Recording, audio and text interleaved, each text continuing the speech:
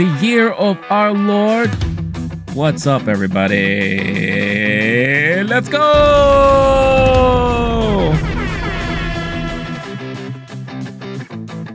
What's up, everyone? Happy Monday. Monday. Oh my God. My brain is all scrambled. Happy Tuesday. It should have been Monday, but I wasn't able to stream yesterday because of some last minute personal stuff. But happy Tuesday, everybody. This is my first stream of the week. I hope all of you had a wonderful weekend. I hope all of you had a wonderful Monday. And now I hope you're having a wonderful Tuesday. It's been nuts. I'm nuts. We're all nuts. But we're all going to be nuts together here on this stream. So happy to see all of you, or happy to be seeing all of you and hearing from you. As always, chime in the chat. Let me know how you're doing. Let me know where you're hailing from. Let me know how your weekends were. And of course, hit that like button, because all of us here would greatly appreciate the likes. Grow and spread the community and the disease of this community. What am I talking about? I don't know, but I want to spread like a disease. I want to grow this community to grow so we could all have fun and talk about random nonsense, mostly movie related news nonsense and pop culture news nonsense, all those things. And I drink my coffee. Can you tell I'm from New York? I'm drinking my coffee. But anyway, so today, because I wasn't able to talk about it yesterday, I'm going to be talking about the weekend box office and celebrate the inauguration of Deadpool and Wolverine joining the $1 billion club for the year in just, 3 weeks? An amazing achievement. We'll go look into all those numbers and all that stuff like that. And obviously the big stuff from the past weekend was D23 with their presentations and their showcases and all that stuff. The news, the announcements, the trailers. We'll be covering all that stuff here today because I haven't had a chance to really read up on everything. I've seen headlines. I haven't watched any of the trailers, so I'll be watching them live here for the first time, reacting to all that stuff with all of you. And I want to hear all your thoughts and get your feelings on what you thought about all the announcements, all the trailers, all that stuff that dropped this past weekend. I feel like this week started off with a lot of people just recapping a lot of that stuff and kind of having it all sink in. Now, obviously, there are some trailers that didn't release officially online. The Daredevil Born Again trailer that they showed at D23 is not officially online, but I saw that a lot of that stuff leaked already on the internet. Also, Mandalorian and Grogu, they did show some footage from the movie. Hasn't been released online yet, but I know, officially, but I know that it has been leaked. So I won't be reacting to those trailers or those things anytime soon until the official drops happen. But I will talk about them because there have been recaps on what was shown and everything. And it sounds kind of exciting to me. I'll be recapping all that great news with all of you this fine afternoon / morning / evening, wherever you're from. But as I always say, good afternoon, good morning, good afternoon, and good evening, depending on where you're hailing from. So I'm happy to be here on this Tuesday. All right. As you can see behind me, I got the infamous B-girl from Australia, Raygun, I believe her name is. Look, the Olympics is over. I'm kind of sad about it because I was really enjoying watching a lot of the sporting events. I liked watching the more obscure, not obscure, but the ones that you don't necessarily see regularly on TV until the Olympics comes around. So I'm talking about the badminton, the table tennis, the archery. I love watching that stuff. Even the now they're calling it artistic swimming. It's no longer referred to as the the what do they call them? The synchronized swimming. It's now artistic swimming. But I love watching all that stuff. Of course, on top of the usual gymnastics and track and field and all that stuff. But I love watching the lesser viewed sports. They introduced this sport for the first time at the Olympics, and I will be very surprised if it comes back in 2028 when the Summer Olympics comes to the United States in LA.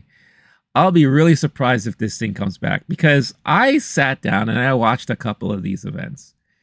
I didn't get to see this live. I wish I did because I think I would have been like in tears laughing. But I even watched like the gold medal rounds and the dance offs and all that. This thing has it doesn't fit the Olympics. First of all, it's extremely boring. Like with the audience that they got in the venue for this thing, I feel like a lot of people are confused as to what's really happening. You know, like this is a fun event when you go to an actual breaking competition. You know, when you got the dancers going up against each other, there's a lot of like the camaraderie and there's a lot of that old school b-boy b-girl type of attitudes. You know, because it's dance off. You're dancing against your opponent. So, you know, you're pointing fingers, you're throwing your crotches in their faces, all that stuff like that. And here, yeah, they did some of that stuff, but at the same time, it is all in the spirit of sportsmanship. So even though you're trying to diss the other dancer's like, yeah, good job. Yeah, I like that. You know, no. In real breaking competitions, you don't have any of that stuff. So I felt like the tone was different. And I don't know, man. Like, yes, these dancers, they have a lot of gymnastics in their routines and a lot of like, you know, stuff that I couldn't do. But it just doesn't feel like a sporting event at all, really. And I think there's an argument to be said about sporting events like the airsoft guns and the shooting guns, even though they created such awesome memes for the Olympics, you know. But is that real sporting events? They still have the clay shooting, which is an old school sporting event that they never got rid of, right? And then, you know, in recent, you know, iterations, I think it started in Tokyo. They introduced the skateboarding, the BMX stuff, right? Which, you know, we have the X Games already. So in a way, those are kind of like sporting events. But breakdancing, I'm sorry. You know, and I'm an old school guy, man. I grew up in the 80s where breakdancing was the thing here in New York. I partook, you know, I had my own moves and all that stuff like that. But it doesn't fit in the Olympics to me. And I think a lot of countries just wanted to do their best to, you know, be a part of it. And this poor, I mean, she's defending herself now, and people are saying like, she was awesome, and I get what she was trying to do. She's from Australia. She's doing a lot of kangaroo-like moves, right? Like this. But I don't know, man. It just does not feel like it fits in the Olympics at all. And like I watched like the gold medal rounds, you know, with the females, and you know the Japanese B girl won, and the other guy won. And they were all great performances, but I was so bored watching it, man. It just doesn't feel like something you should watch at the Olympics. So I'll be thoroughly surprised if it comes back in 2028. But that's just me. So what's going on, Caleb? Nice to see you. I think it's been a minute since I've seen you on the stream. I feel like if you're going to have dance be in the Olympics, do solo duo routines like figure skating. Don't do dance battles. Let someone break dance and then have professional break dancers rate them. It's weird to watch a dance battle where everyone's trying to be exactly. That's exactly what I was saying. It's like I'm so used to watching these breaking competitions where they're all up in your face, pointing fingers, crotches in your face. You know, they're trying to diss you and all that stuff. And like I said, this had some of that, but then the other person was just like, "Oh, that was a good job. Yeah, good job. That was great. All right, let's go." You know. If they were do like a group thing, just like the artistic swimming, that's like another meme that was like big during the Olympics when they were doing like the underwater moonwalk and all that stuff. If you're gonna have like something like that, I think a group setting would be awesome. But still, it's dance. It's not real sport competition, right? I don't know. It just maybe give it some time. Maybe they're still trying to iron things out, but it just does not fit well in an Olympic setting for me personally. And I'm the guy who loves watching the lesser known and obscure events. You know, like I said, I love watching the badminton, the table tennis, the archery, the skeet shooting, the airsoft pistols. I love watching all that stuff. But this, I don't know, man. I don't know. It just doesn't feel right to me. It just doesn't feel right. And like I said, I'll be surprised if it comes back. Maybe they'll try to give it another shot because it's going to be in LA, right? So you want to kind of bring that stuff back to the States and see how, they react to all that stuff there. But I don't know. I think they need to figure something else out with all that stuff. Anna, what's going on, Anna? Nice to see you. Hi to you. Chiming in on the vertical stream. Caleb saying, it felt like a dance bell at high school done by family-friendly improv group. Yeah, that's a great way to put it. That is a brilliant way to put it. Yeah, it just felt so soft. Very, very soft. But it is what it is. I just had to mention that. But you got to give it to her, man. She put herself on a world stage. And I don't think she was prepared one bit, honestly. I think Australia was just like, hey, who can dance? You? All right, you're part of the Olympic team. And I feel bad for her, but at the same time, I give her kudos, man. She put herself out there. She really did. She really did. All right, let's talk about, it was like watching an SNL sketch. Absolutely, yeah. And I'm pretty sure when SNL comes back, they're going to be poking fun at this, for sure. That's going to be something they're definitely going to be poking fun at. All right.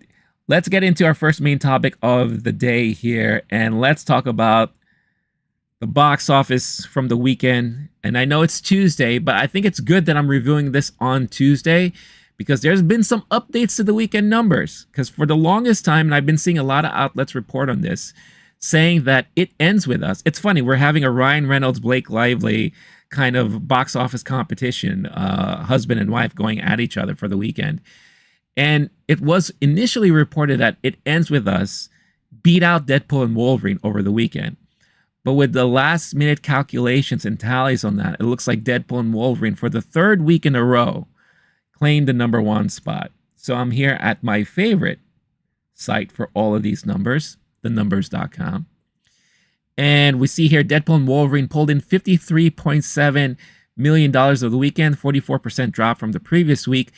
Notice that they added 100 more theaters to their theatrical run, which is very interesting. And it seems to help at all overall.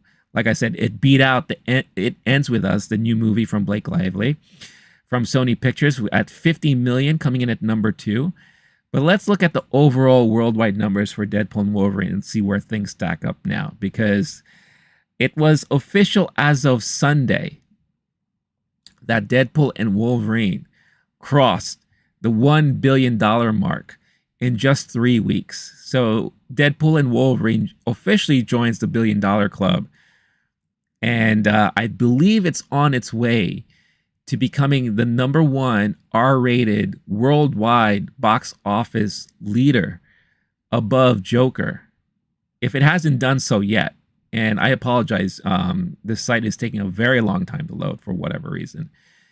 But bear with me as this thing loads up. But yeah, in I don't know, is this the fastest time a movie has made it to $1 billion? I don't think so. I think Endgame may have been the front runner for that. Maybe even Infinity War, but still, for an R-rated movie to do $1 billion in business and box office is a huge feat. That's something you would never have seen in the past at all whatsoever. But, leave it to Disney to be able to do that. So here we go. Overall tally for worldwide box office, $1,034,000,000 overall. And it's amazing, too, when you look at the international box office, how it's outperforming domestic numbers, too. I think that it just shows you that this movie really resonates on an international level. And I really truly feel it's because of Hugh Jackman's Wolverine. Hugh Jackman's Wolverine is beloved all over, like internationally. Ever since it debuted, the X-Men movie debuted back in 2000, I feel like it had such an international appeal. And of course, I think Ryan Reynolds to a certain point has that international appeal as well. But it really is Hugh Jackman, in my opinion. And let's look at all-time domestic R-rated movies. And this was already done and accomplished in its second week, where it beat out Passion of the Christ domestically as the #1 R-rated movie at the box office. And when we look at the worldwide numbers, let's see what we get here. And again, this site, even though it's great, it does sometimes take long. As you could see, Joker is still on top with $1.64 billion, right? 1,064 million. Deadpool and Wolverine is literally right there. So I think by the end of this week, Deadpool and Wolverine will claim the #1 spot at the worldwide R-rated box office charts overall. Caleb says, it ends with us with something. My girlfriend read the book and she said it was terrible as a book, given it romanticized domestic abuse. She was baffled that the movie doubled down on that. Yeah, that was like the biggest, I guess, takeaway that a lot of people had with that movie, because it was a movie that's supposed to, I guess, empower women who have experienced domestic abuse and how to kind of overcome that, right? You could kind of tell that that was what they were aiming for in the trailer. I've never read the book. I'm not familiar with the book at all. But I've heard that even people that actually liked the book felt very disappointed by the movie. So there's a lot of narrative going around about how this movie really pushed forward that message, if at all, if it was able to, really. It is what it is. It's not surprising, again, because of the subject matter. And I know there's a huge fan base for the book itself, that it made that much money. I think that's one thing that people should mention, that a movie like this normally in today's landscape would not have done well at all. Maybe you're talking about 15 million, maybe 20 million. Blake Lively, even though she's a well-known actress, she doesn't have that superstar kind of moniker, right? She's not someone that people will rush out to movie theaters to watch a movie with her in it. She has been very selective with her movies too, which is something to note too. You don't really see her in a lot of movies, unlike other actresses. But, that's something to note, that a movie like this was able to do that much business at the box office. So it is really interesting to see. I'm having a lot of problems with this site today. I'm really sorry, guys. I'm going to switch over to my solo cam for now until I can load this up. But yeah, it is an interesting feat that It Ends With Us was able to accomplish at the weekend box office there, coming in second, almost beating out Deadpool and Wolverine, which, again, if you also think about it, for 3 weeks, for a movie that's been out for 3 weeks, it still has long-lasting legs at the box office. And it's all repeat viewing. All of it is repeat viewing at this point. Yeah, you'll get like maybe a handful of people that are seeing it for the first time, but it's a lot of people who are seeing it the second time, the third time, the fourth time, right? So it is very interesting to see how that is all coming out. All right, I'm going to have to close this out, and let's see if this will help. There we go. Jesus, what a hot mess. All right. So let's look at the rest of the box office numbers here. So yeah, and It Ends With Us, the new movie from last week, came in at #2. There's another new movie that also came out that we're going to be talking about in a minute. Twisters is in third place, fell down to third place, $15 million domestically. So far overall, and for a movie like this, worldwide, $311.8 million. Domestically, $223.8. I think that's still a major win for this movie. I don't think a lot of people were expecting this movie to do that well, but it is a nice kind of like old school blockbuster, summer blockbuster type of movie throwback that I think a lot of people enjoyed. And I do think Glenn Powell still has, he has that thing that attracts people to want to watch him in movies moving forward. Now, in fourth place, let's talk about Borderlands. What a hot mess this movie turned out to be. And I'm not surprised in the least, because when I initially saw the trailers for Borderlands, first of all, I thought it was like way too late. I said in my review last Friday about this movie was that this movie should have come out 10 years ago. And it's so funny because I just watched Red Letter Media release their review of Borderlands over the weekend. If you're familiar with those guys have been around for a while.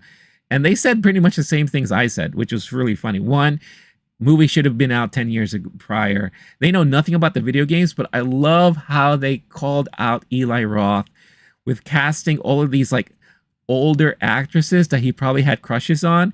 They said that he has a gilf fetish.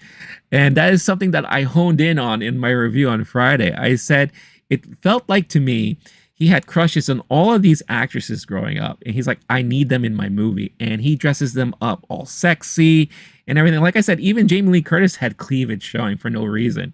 And I love how Red Letter Media called that out as well. But Borderlands, a movie that cost $115 million. Think about that.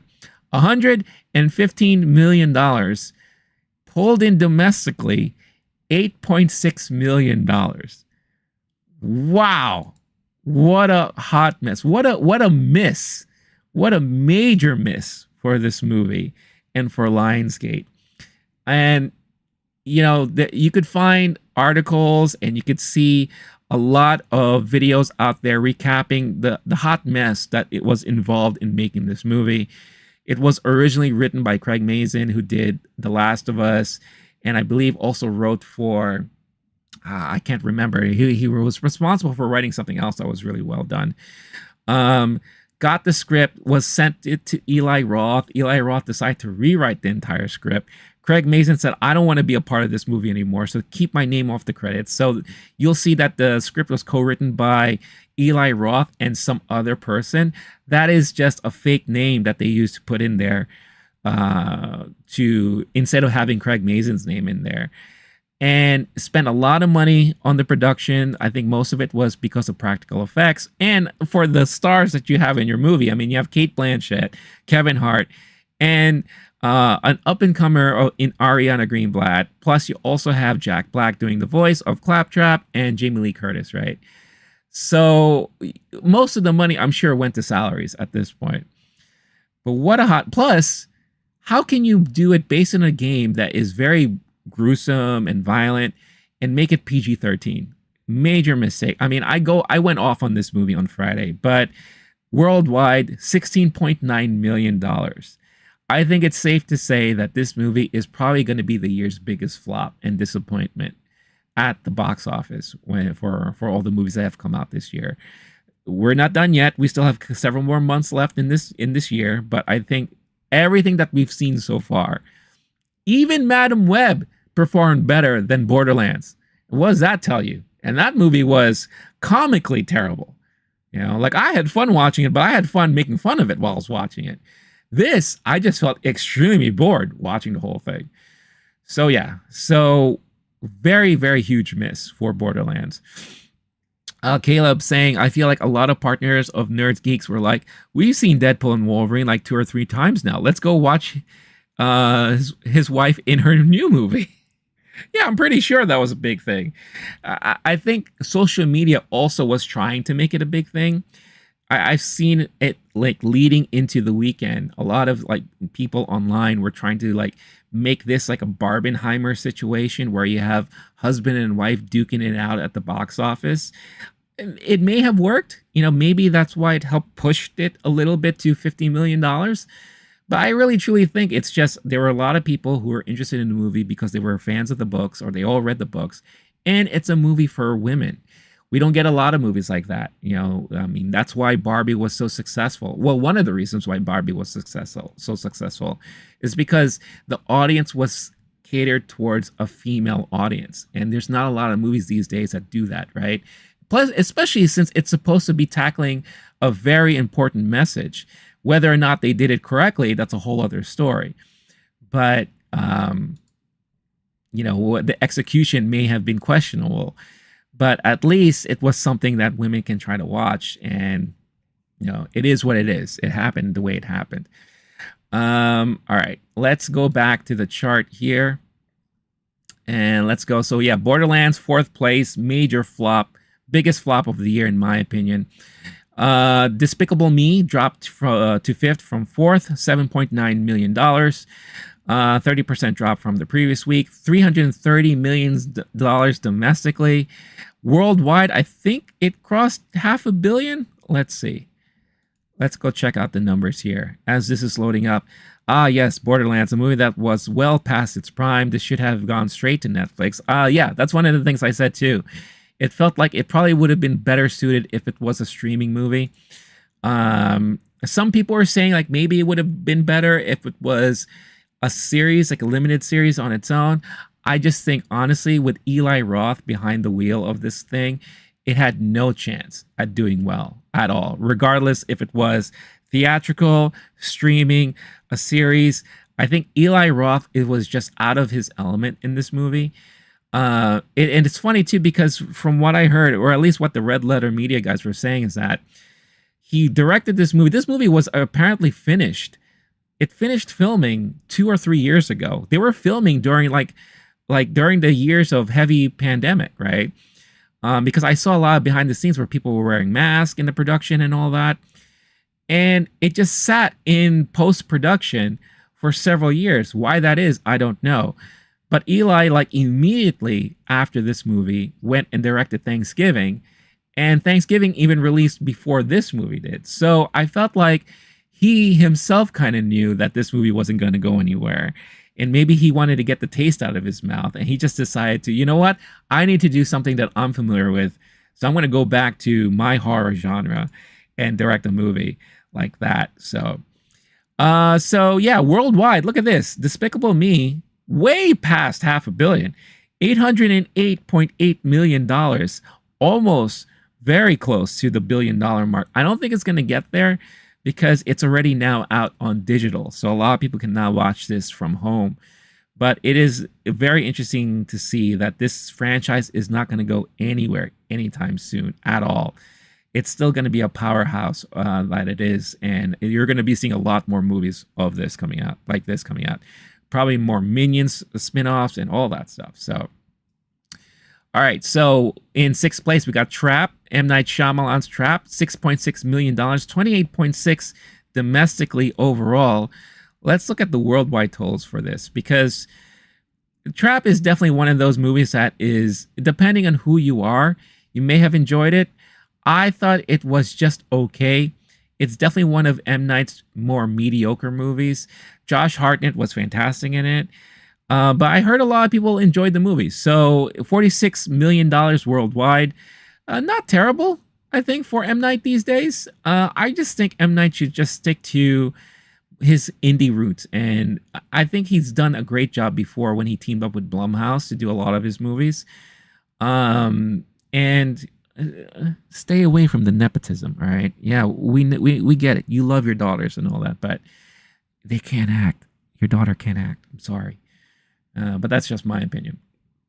Caleb saying, I saw on Twitter, the studio behind the games are distancing themselves from the movie as much as possible. The creator of the franchise said he had zero involvement. Well, that is true. It's funny how they changed their tone, too, because last week they were saying, give the movie a chance, right? Eli Roth was saying, go to the movie, turn off your brain, and enjoy the movie for what it was, right? It's a lot of like kind of underhanded ways of saying, yeah, we know this movie's not going to be great, but we would appreciate it if you still gave it a chance. Then now, after the weekend, Gearbox and Take-Two and all those people, they're all like, yeah, we had no involvement in the movie, blah, blah, blah, this and that. It's your property. You definitely had some involvement in it, so stop it. Just stop it. I know you're disappointed and you're embarrassed, but cut the crap. We know what happened. We know what's going on here. And also when you look at some of the press that that I felt like Kate Blanchett and Gina Gershon was not really promoting the movie. They were just promoting them in a movie. and they're promoting more their friendship and their chemistry off screen, which is really funny. So it is what it is. But moving on to seventh place, we have Inside Out 2. Still doing big business, which is good to see because it's not out digitally yet, but it is finally coming out digitally, I believe next week or this weekend, very, very shortly. So $4.8 million domestically, $636.3 million domestically. Worldwide, I think this thing is sitting well above. Look at that. Oh my God. $1.5 billion. If this movie let's say they held off on the digital distribution of this, let's say they held it off for maybe a couple more months or maybe until like the holidays, this movie has potential to probably hit $2 billion, I think, because it is amazing how much money it has done overseas. Like, look at that internationally alone, it's almost done $1 billion. So this movie has just so much going for it. And one of the reasons why Pixar is so heavily focused on sequels to properties that are already well established. And we saw that with the announcements that we'll be going over from D23 and all that. A lot of sequels to things. So good job on Pixar and Disney for that. Harold and the Purple Crayon is in 8th place, $3 million. Another flop from this year. 12.8 million domestically so far. The third new movie that came out last week, Cuckoo from Neon, the newest horror movie starring Dan Stevens and what's her name, Hunter Schafer, $3 million for its opening weekend. I'm not sure what they were expecting this to open at, but their other movie, Neon, Long Legs, still doing decently at the box office, 1.9 million domestically, 71.2 domestically. I still think this is their top earner that they've ever had as far as movies concerned. 88.3 million worldwide. Me personally, I thought Cuckoo was interesting, but I was just confused the hell out of it. I didn't know what was going on for most of the movie. I had to really like sit down, and I used Friday's review of the movie to talk it out to see if I understood it even more. But Long Legs, I think is the best horror movie of the year so far. From all the horror movies that I personally seen, I think it is the best horror slash thriller mystery movie that we've gotten this year. So very well done there. I'm pretty sure it's going to grow tremendously, even more so once it finally hits digital, because I think a lot of people would be watching it for the first time or second time, third time, all those things like that. So that is the box office stuff for you right there. So let me know in the chat what stood out to you the most. And if you are shocked or surprised by any of this stuff here, Caleb has been chiming in, and I love the conversations we're having right now.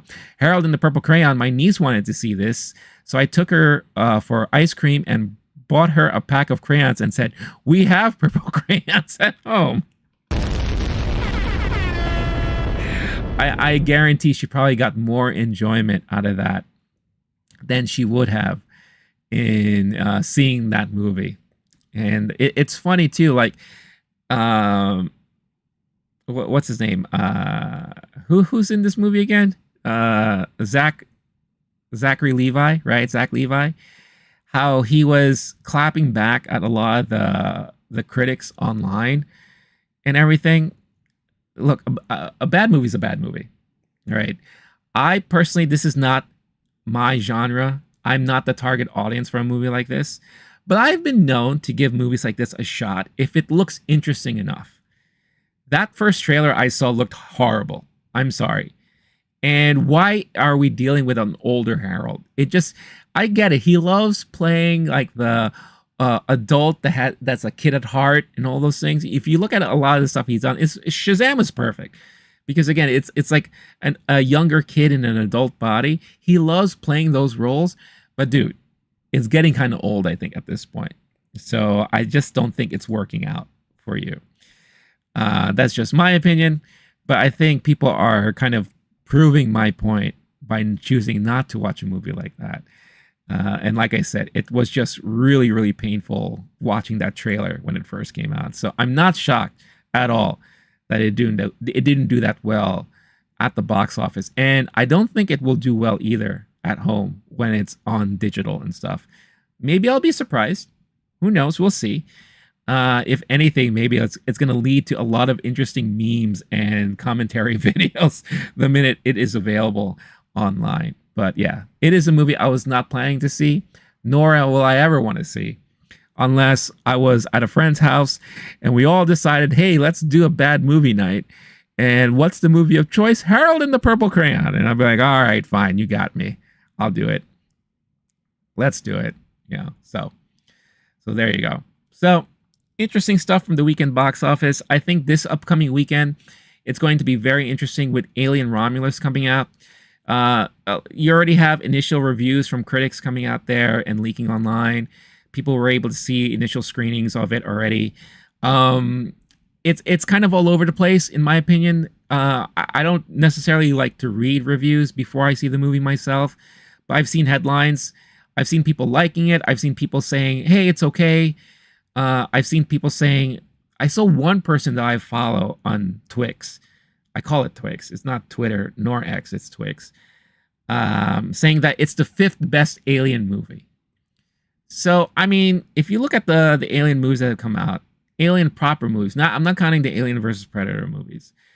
For me, the original Alien movie is still the best Alien movie. I love the mix of horror and sci-fi in it. What's going on, Mr. Metzger? Thank you for chiming in on the Vertical stream. Aliens is second best. James Cameron directed. I love that it turned, instead of horror, we got action, right? So we got full-on action sci-fi, which is fantastic. And even though the third Aliens movie is panned universally, I think in time I've learned to appreciate that movie. It's still not great, but I kind of appreciate it now a little bit more than I did when I first saw it. So what would be the fourth? Prometheus? Prometheus was okay. It's kind of odd that we would go way back to like the creators and all those things like that. So I don't know. I'll see it on Thursday. I'll give my review on Friday, and I'll see what I feel about Aliens myself. But I do think it has potential to do really good at the box office. I think the Aliens franchise is well beloved by a lot of people. And it looks like it's going to be one of those fun movies to watch in the theater. We're still in the summer, and I think a lot of people are still enjoying going to the theaters this summer, more so than we've seen in the past. So it's nice and refreshing to see that. I think it will end up coming out to be number 1 at the weekend box office. I think Deadpool and Wolverine will probably drop to 2 or 3. I think with the bad word of mouth from It Ends With Us, I think it's going to definitely hurt that from being possibly in the top 3 for the weekend. But we'll see. But I think Alien Romulus has a good chance of doing at least 50 million at the box office this weekend. So we'll see what happens when we recap things next week. Caleb saying also he's pushing 50 at this point, and the fact that he keeps playing roles where his co-stars are kids is kind of weird. Absolutely kind of weird. Shazam, Spy Kids, Harold the Purple Crayon. I think whatever next thing he chooses to do is going to be very telling. And if it's still going to be like a kiddie movie and all that, then yeah, this dude, he needs to figure something else out for himself, because it's just not working. It's just beyond bizarre at this point. But yeah, very, very interesting stuff from good old Zach Levi there. All right. Who's ready to talk about all the D23 stuff? I mean, there is so much.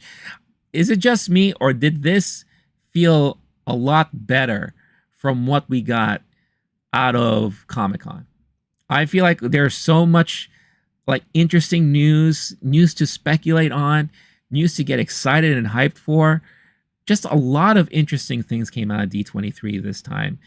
And this is one of the times I really wish I was there. I've always planned to go there and cover it live, but never had a chance to. And this could have been a fun year to do it at. Jester, what's going on, Jester? Jester in the house. How are you doing? I hope you had a great weekend, and I hope you're having a good week. Always happy to see you in the streams here. So everyone had their chance to shine at D23. Obviously, D23 is for fans. It's a fan expo, very similar to like Star Wars Celebration. And every company under Disney had their chance to shine. Obviously, they had a portion for the Disney theme parks. A lot of interesting news out of that. Stuff I'm actually kind of excited for.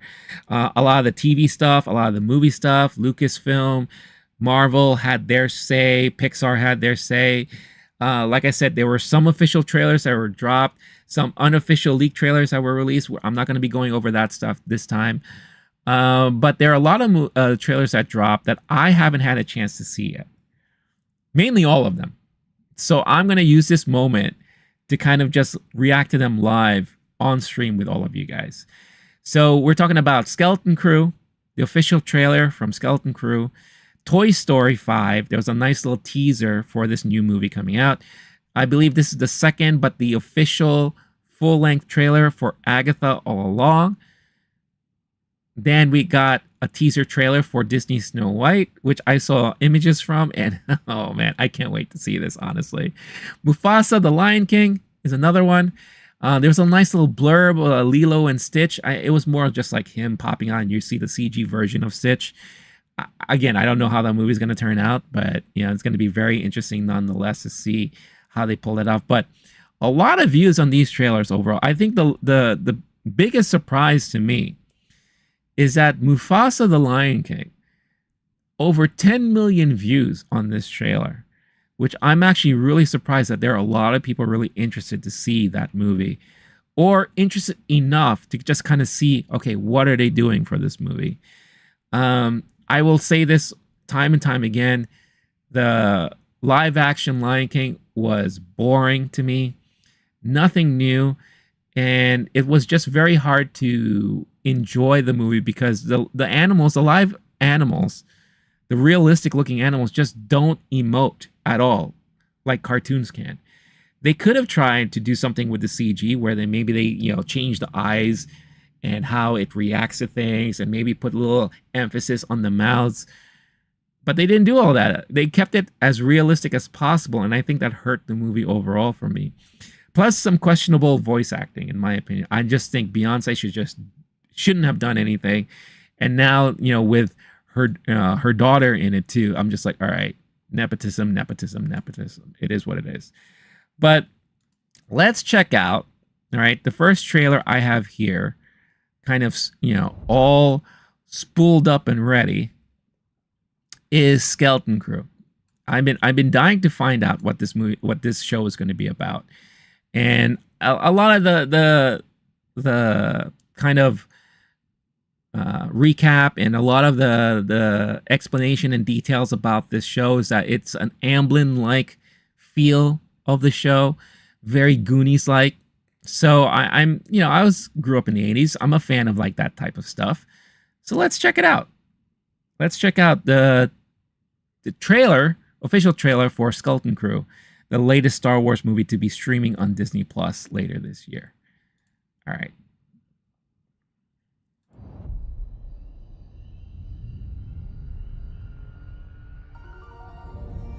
Oh, wow. It sounds like Back to the Future. What is that? Will set the course of your entire future.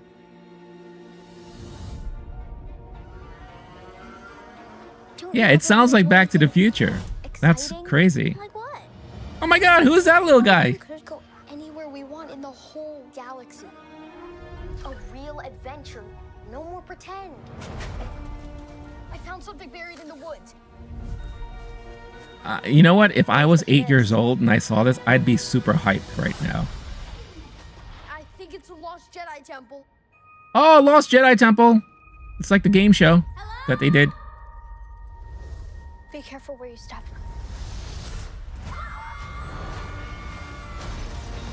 Wait, is the whole series going to be taking place in the temple?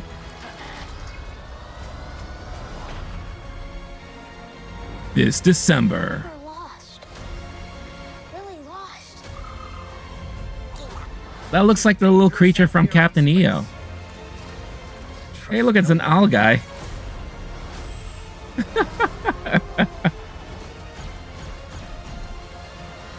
Now this is pod racing. Uh-oh. Oh, who's the Jedi? You're a Who's... Jedi.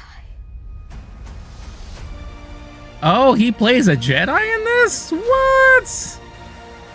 Jedi Jude Law. JJ for short. Interesting. Okay, interesting. It looks fun.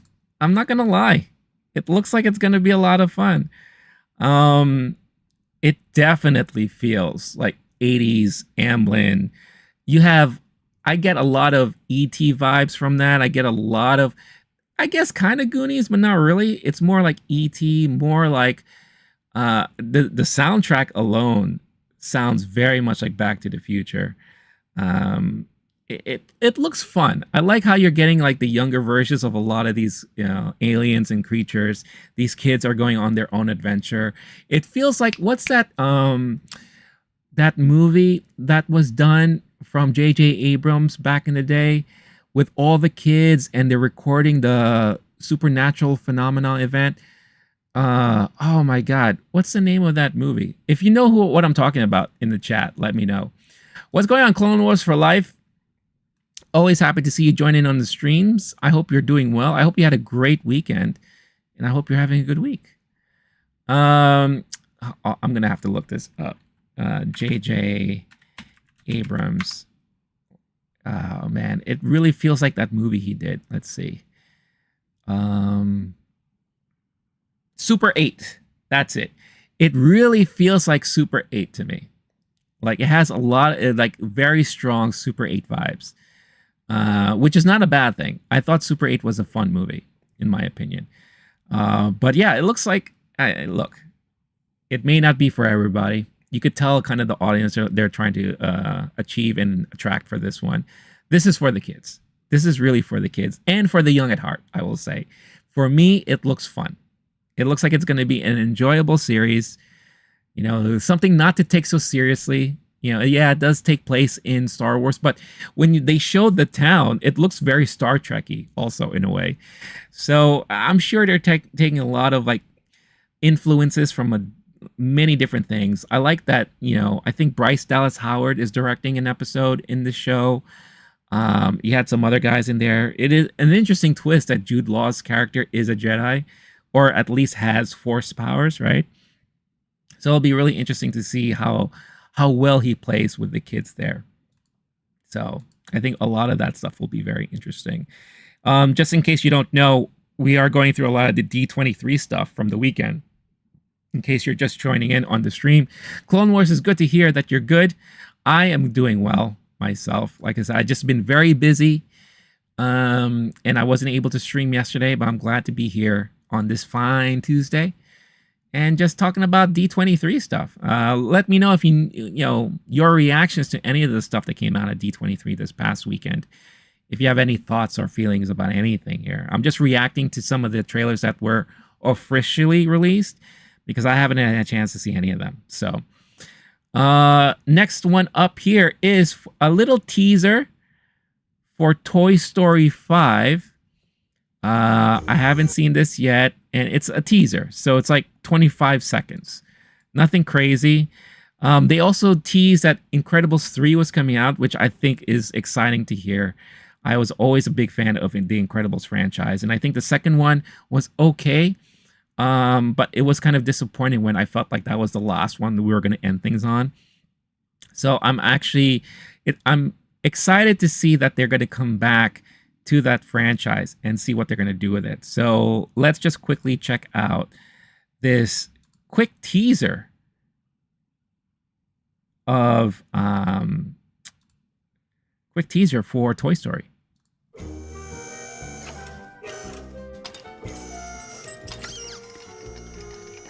Of course you're going to have the aliens in it, right? That's such a necessity, right? Woody. Yeah, you got her. You got Buzz. No voices? No one's speaking? I guess I haven't recorded any voices yet, right? Yeah, and that was it. All right, great. That's just something that says, hey, we're doing this. Get ready. Get ready. We're doing this. That's what kind of it feels like. But yeah, it's cute. It's a nice like reminder about, hey, remember how much you love Toy Story? Well, then get ready. We're gonna have a lot of fun with Toy Story. So, I think the premise behind this movie is that it's the toys now dealing with the use of technology. I think one of the promo shots or the concept shots that they showed was, and I don't know which kid this is, but a kid under their blanket with a tablet, and you see like the toys are kind of looking at this kid under the blanket with like a concerned look in their faces and all that. So it's going to be, I think it's the only progression you could do for a movie, for a series like that, and how actual toys will compete with technology these days. So I'll be there. Let's see, Colonels. Hello there, Mr. Movie. Well, hello there, Colonels. I'm watching Twisters later today. Any thoughts, and why the name change from Twister? I don't know why they decided to change the name from Twister to Twisters. I think they did that because they kind of want to put emphasis on the fact that there's going to be a lot of big twisters they're going to be dealing with in the movie. I thought it was fun. I thought it was a fun movie. I think Glenn Powell is great in it. I think the lead actress there, I forget her name at the moment, she was okay in it. The only thing I will say is that what was so great about the original Twister movie, which I think, and I'll say this for as long as I'm alive, that it is a perfect movie. It is like a perfect disaster movie. You had everything. It has everything for everybody. You have a lot of great character building. You have a lot of great chemistry between the two main actors, even though I heard the filming for that movie was disastrous and they were losing their minds. But it didn't show in the movie itself. It showed like they were like really like they had good chemistry going on between the two. Great action, great effects, all those things. You had everything there for everybody. And this kind of tries to do that. The only thing that I thought was suffering from this was I didn't feel as close and connected to all the other characters around. You know, the people who are parts of the teams and all that. I didn't feel as close to them. And I felt like the two main people kind of lacked a little chemistry, but everything else was fun. I mean, it's definitely a throwback to your summer blockbuster effects-driven movie, and I think for that, I will say it's worth watching. I also appreciate the fact that they didn't necessarily try to connect so much so to the original movie. They really made this movie stand on its own, and I think because of that, it works. And I think so many of these sequels that come out 30 plus years after the fact, they try so hard to remind you of the original movie. This one doesn't do that. So it definitely tries to be a movie on its own. And I think they did a good job at that. So I think you'll enjoy it. Obviously, let me know your thoughts when you see it. What's going on, Def? It's been a long time since I've seen you. Tom, I appreciate your comment, but we don't do politics here. So, but thank you for the comment. You're always entitled to your own opinions and all that, but let's keep this politically free, please. Colonel saying, I hope that scene where they gut the soda cans in pieces make the balls fly is still there. I'm not going to say anything.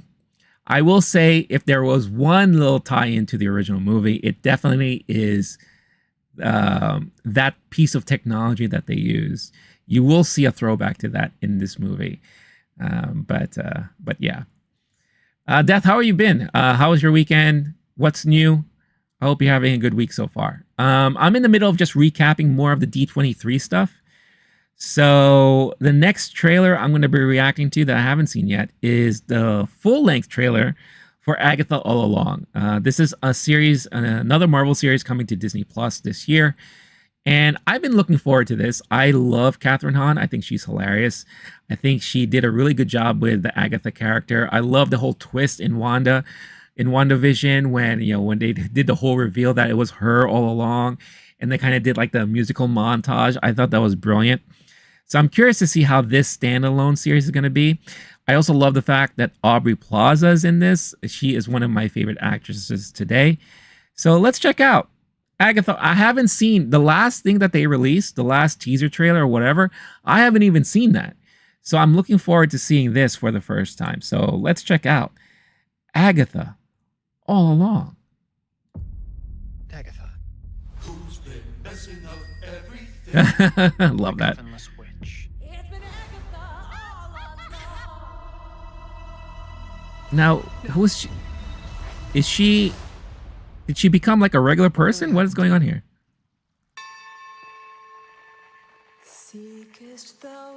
I'm getting a lot of like Mayor of Eastwood kind of vibes. She took every little bit of power I had. Oh, I'm what? assembling a coven. We gotta get back on top. I'm gonna walk the road. Join me. Oh, interesting. Oh, she's in this too? Oh, I like that actress. The Witch's Road will give you the thing you want most. If you make it to the end. The road is a death wish. All right, so she's gathering up her own coven. Interesting. Oh, there she is. Having a party. What's up? Hey. All right, it's gonna be this kind of show, huh? It looks like it's gonna be fun. It will test us. And our knowledge. What? We don't even know what we're up against. I feel like it's just parroting on a lot of like the whole witch How do we pass this trial persona. without any power? We survive, like witches have been doing for centuries. What happens next?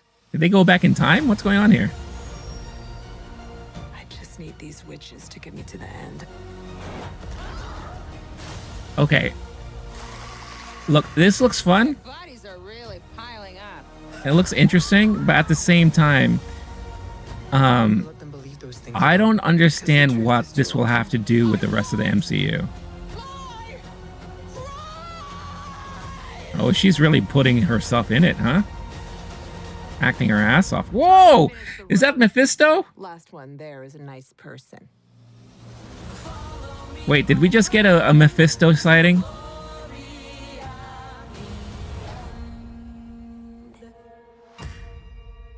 Okay, very fascinating, very interesting.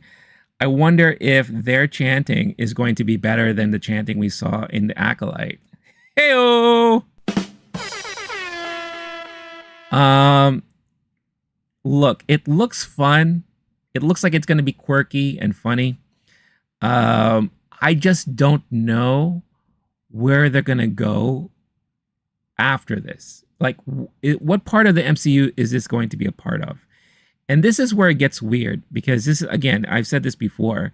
You have so many sectors of the MCU, and they all have their own thing going on right now. And you never know what's going to like tie into the major overall storyline. If this is just to kind of pave the way more for like the mystics and the magic and the realm, that type of realm, you know, the same realm that you would probably see Blade and Moon Knight and whatever, the Midnight Sun stuff dabble in, then that's cool. For its own, outside of being a fun looking series with like some great performers in it, it looks like it has nothing to do with Marvel. So maybe that's a good thing. I don't know. But if this didn't have the Marvel name attached to it, this looks like just another regular, I hate to say this, CW-like show that kind of focuses on witches and kind of like the parody on the whole witch persona. It looked like they were kind of making fun of like the witch from The Wizard of Oz. And if you look at some of the other witch-like tropes, looks like they're kind of like making fun of a lot of that stuff. So I don't know. It looks like it'll be funny at least. You know, you got Aubrey and Catherine Hahn playing off of each other. So I'm sure that's going to be interesting to see. But yeah, I don't know. I'll check it out, but I'm pretty sure this may end up becoming another disappointment for a lot of people out there. Colonels, I hope that scene. Sorry, I read that already. Colonels, were you surprised about the great turnout with Wolverine Deadpool? I haven't seen it yet. Can't wait. I'm not surprised at all. I was saying since last year that this was going to be the mega movie of this year. I knew. I could pull clips from my previous streams. I could pull clips from some videos that I've done where I start to like look forward and look ahead of movies. I've said it, you know, and I've been calling it every year so far.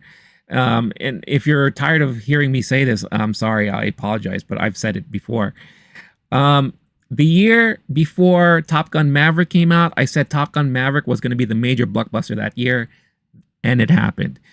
Before the year before Barbie came out, I said Barbie's going to be the major movie of the year.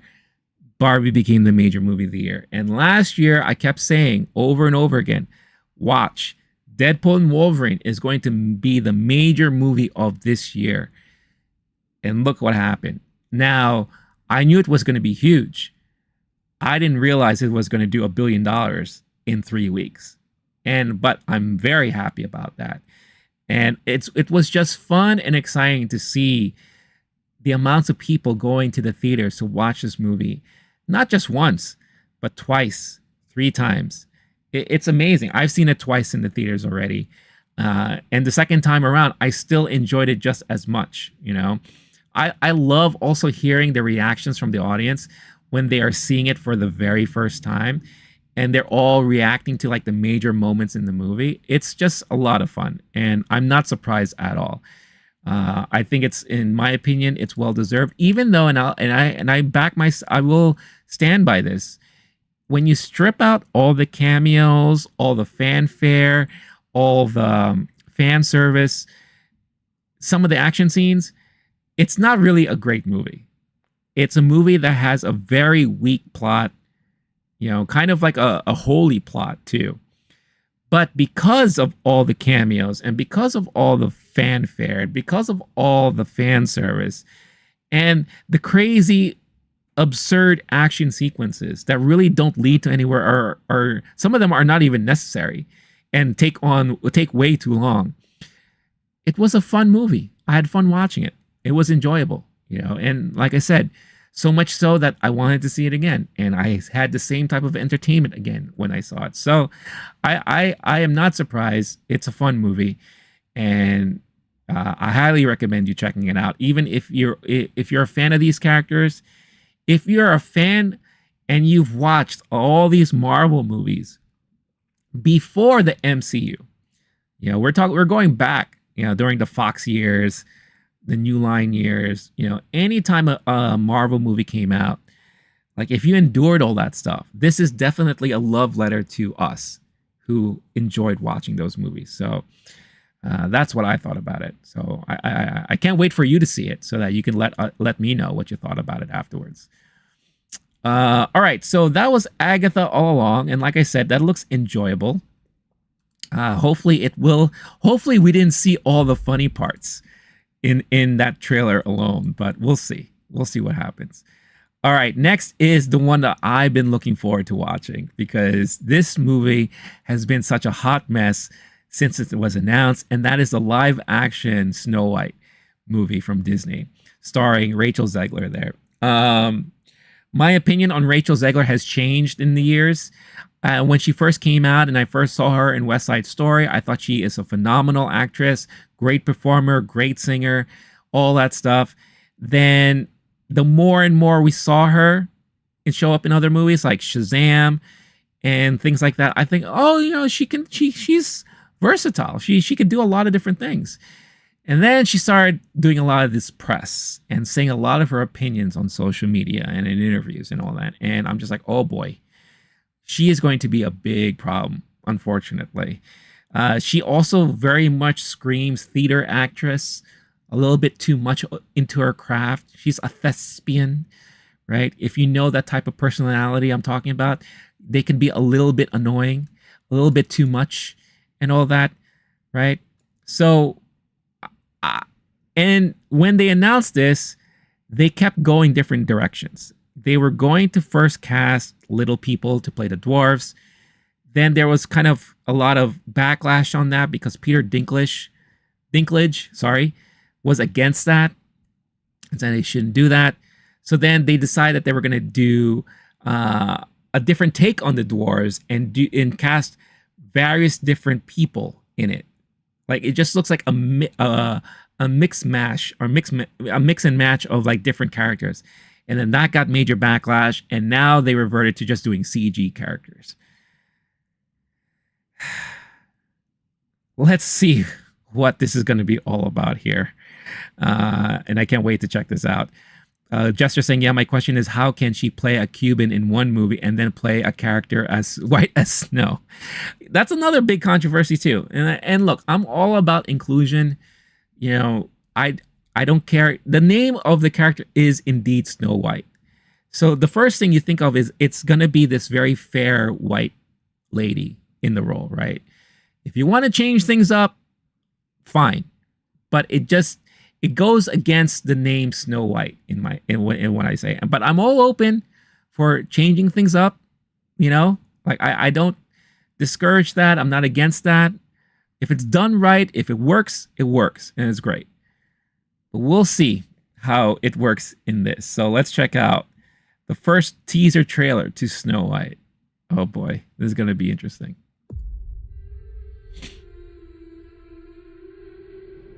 All right, they got her humming.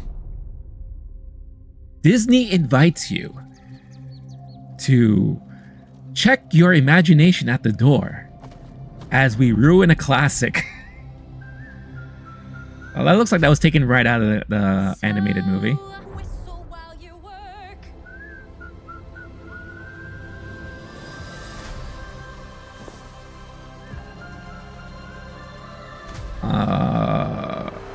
Oh, is that Gal Gadot? Yeah, Gal Gadot. Now that looks cool.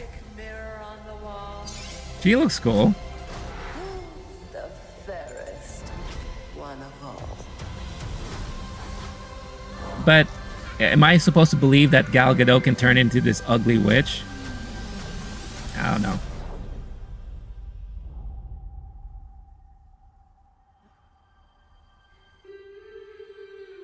Is this like a crossover? Is this Bambi and Snow White? Imagine.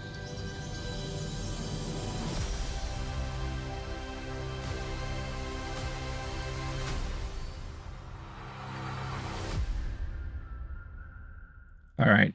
So I will say this. All right, calm down, Agatha.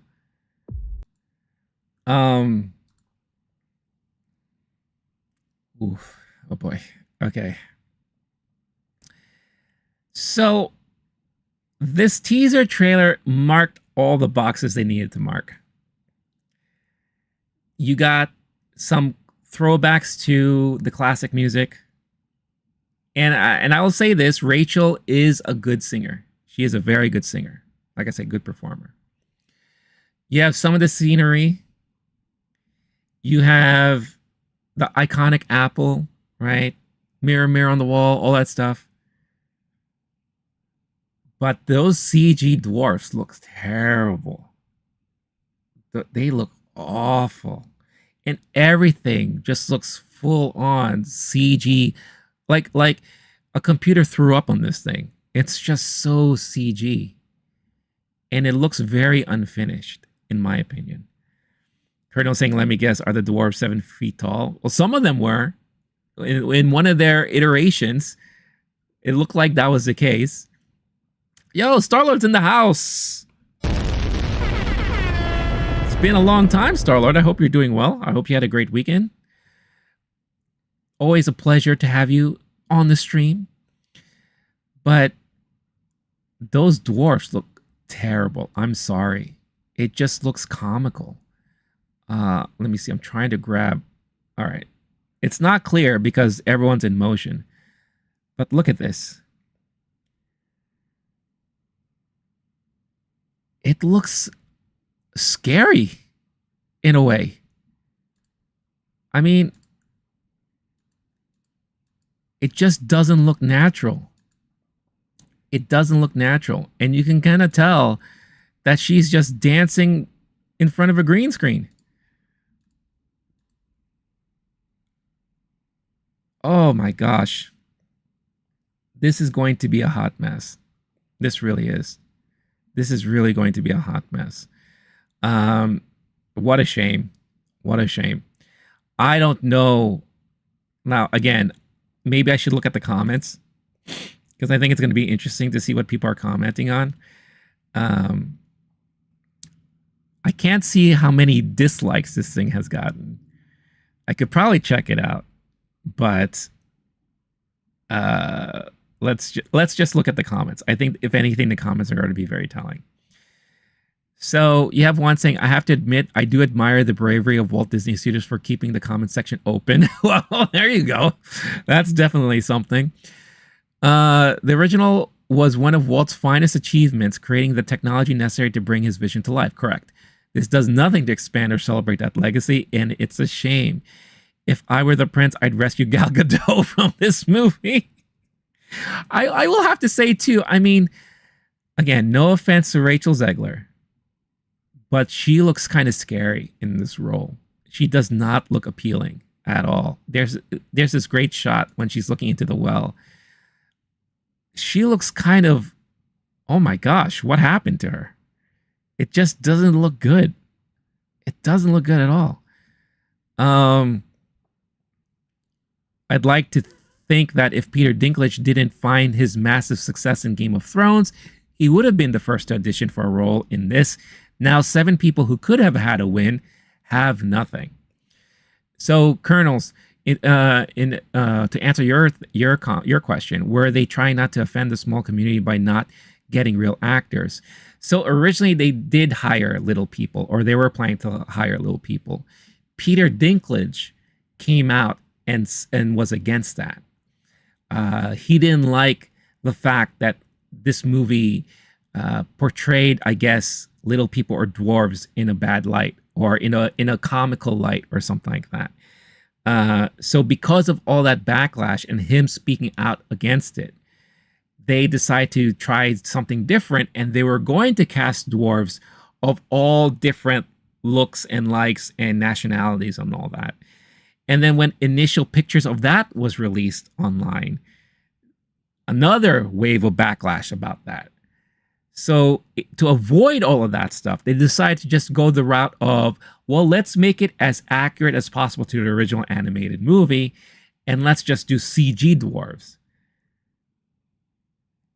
And then this is what we got. And I think also Peter Dinklage was against the term dwarf because they're called little people now. I think that's the proper way to call them. Yeah, it's just, making the dwarf CGI so they don't have to hire dwarf actors is wild. Great actors with dwarfism. We want to work on screen. Disney, no, we must protect you from yourselves. Why is the evil queen prettier than Snow White? That is exactly my reaction to this. I'm Korean, and I know that what Snow White means is Disney throwing money in the trash. There should be a disclaimer: no dwarves were hired during the making of our film. Evil queen, magic mirror on the wall. Who's the fairest one of all? Mirror, you are. The end. That's funny. Zegler, he could end up on the cutting room floor. It's Hollywood, baby. Zegler's career blank. Please let the evil queen win. This time Snow White is the villain. Disney invites you, and I must politely decline. Oh, you gotta love the internet. Let's see. She had skin as white as the freshly fallen snow. Her lips were as red as blood, and her hair was as black as ebony. These are actual lines, not only from the original animated movie, but from the book itself. And yet, yes, I agree. Look, again, I don't care who they cast for what. I'm all about inclusion and all that. But this, I don't think this is it.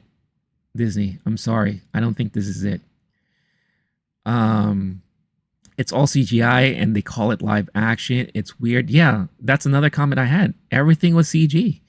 It just doesn't feel realistic to me at all. None of it feels realistic to me. Oh, here we go. 11 hours ago, as of August 13th, 2024, likes 62,000, dislikes 417,000. Wow. At this point, if you were Disney, what would you do? This movie is slated to come out in March 21st of next year. Would you still release it? Or is this something, take the Lady and the Tramp route? and push this onto Disney Plus directly. Forget theatrical at this point. It has 6.2 million views. And again, like, there are ways to find and to see dislikes. So I tend to believe this count right now. That's awful. That is awful. And this person here said the same thing. 721 likes, dislikes 430,000. Oh my gosh. What's the point of doing live action remake of an animated movie if you're just going to animate half of the characters anyway? Oh. Yeah. Yeah. This is, oh man. This is going to be a huge problem for Disney. This is going to be a huge problem for Disney. I don't know at this point what they can do.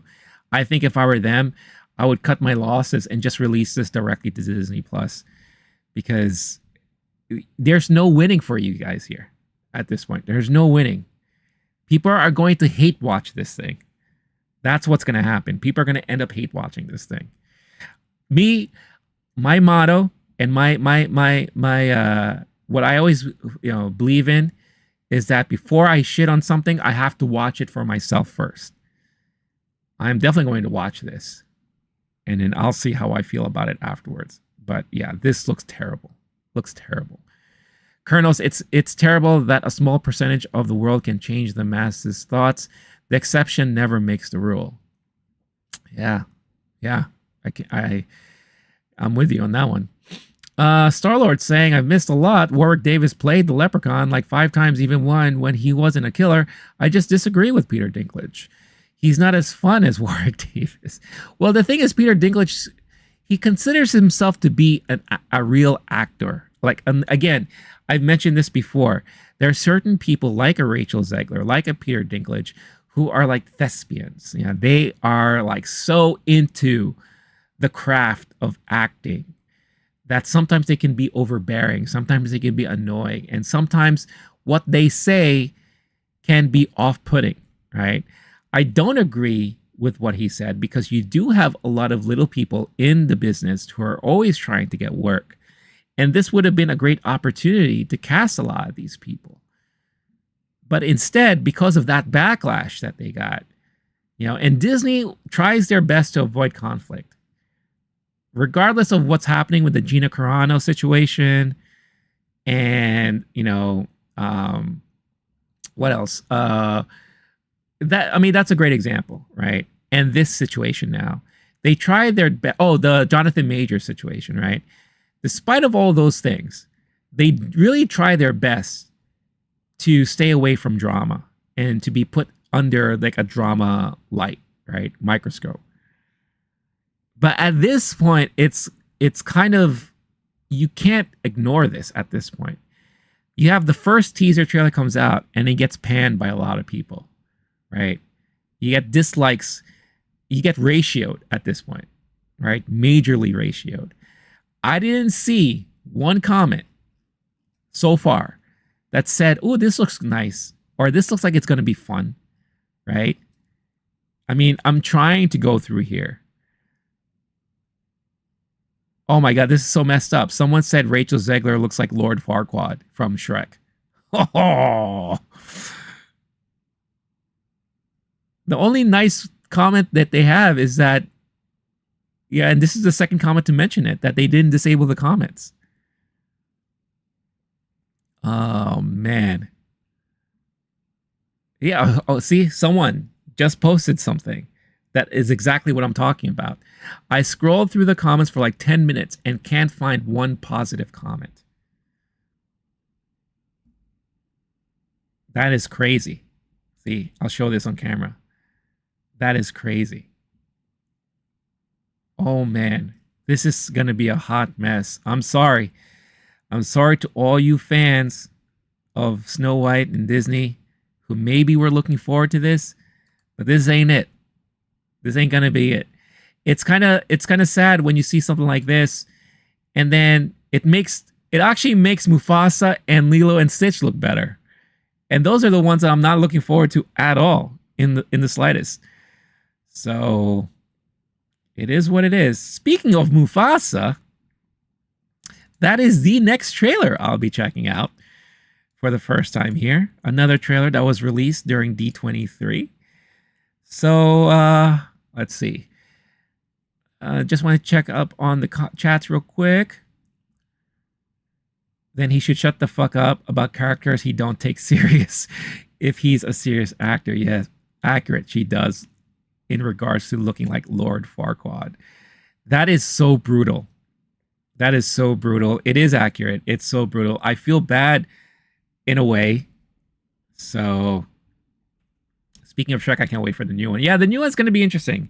It's going to be interesting to see what they can come up with all of these years after the last one. So yeah, it'll be interesting to see what's going to come out of that. All right, let's check out the Mufasa Lion King trailer. The prequel for a movie that I had no interest in. Let's see. Let's go. It's time. I'll tell you a story. Tell me a story. Not much bigger than you. So just to be clear, we're not in this story? There's a lot of stories with all of us. Tell one of those. Long before they became legends, Mufasa and the things that would come to be known as Scar became brothers. Hello, what's your name? Mufasa. I told you to wait for me. We can't just leave him here. Rules are rules. We can't just leave him here. Never accept a stray. I'm not a stray. Oh, wait. Are they doing the eyes thing? Lost. Oh, I think they changed it up this time. Did they learn their lesson from the last movie? Associate with outsiders. Taka is the future king. We must protect the blood. Sorry, I should have been doing it in this screen. Saved his life. I don't want to get copyrighted. I have a secret, Mufasa. I always wanted a brother. I always wanted a brother. I always wanted a brother. So they're doing the whole... Okay, hold on. Sometimes I get a sense. Hold on. I'm sorry. I have to press pause real quick. I have to say this. So they're doing the typical storyline again. Now, all right, look. I think there was a Mufasa animated movie, but that was like a direct to DVD movie, right? Or direct to home video, I think, if I remember correctly. But this is another typical trope that we've been seeing over and over and over again, where the two villains at one point were friends, right? Oh, we were supposed to be like brothers and we grew up together. And then something happens later down the line that causes a rift, and then they become mortal enemies, right? We've seen this in X-Men. We saw this in, you name it. There's always been something, right? In Star Wars, right, with Obi-Wan and Anakin, it's such an overplayed trope at this point, right? Like, you can't reinvent this stuff anymore. You know, there's nothing unique or different about this type of storyline. So that's already in itself is boring to me, right? But now, I think Scar is supposed to be the uncle of, not Mufasa, but of, whatchamacallit, Mufasa's son. What's his name? The Lion King. You know. You know what I'm talking about. The Lion King. That guy. He's supposed to be the uncle, I think. But yeah, I just had to say that because that is such a tired trope at this point. Simba. That's it. Yeah. It's barely a trace on the wind. And it smells like home. Then it's gone. You and Taka together. That is home. Now both of you go. Find your place in the circle of life. Hey, look, I saw a face. The circle is broken. There will be one lion. Yeah, they definitely improved on the facial expressions. Definitely improved on that. We must fight together. But again, it goes back to the same comments about Snow White. How can you call this live action when it's all CG? I'm here to protect you, my brother.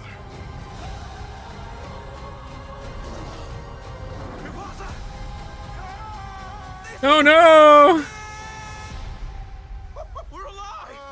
And I'm sure we're gonna find. Oh, who's that behind them? Uh-oh. You were saying? Better run. I'm sure we're gonna find out how Scar got his scar and all that.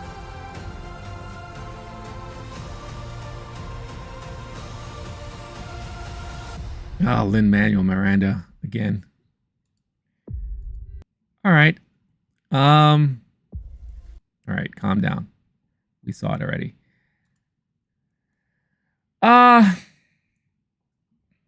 Look, I'll say this. It looks interesting. It does look kind of epic, right? Did they mention who the voice actors are in this one? Let's see. Just oh yeah, here we go. So we have Mads Mikkelsen, Thandie Newton, Tiffany Boone, and here we go. Here we go. Here we go. Nepotism at its best. Blue Ivy Carter and Beyonce Knowles Carter.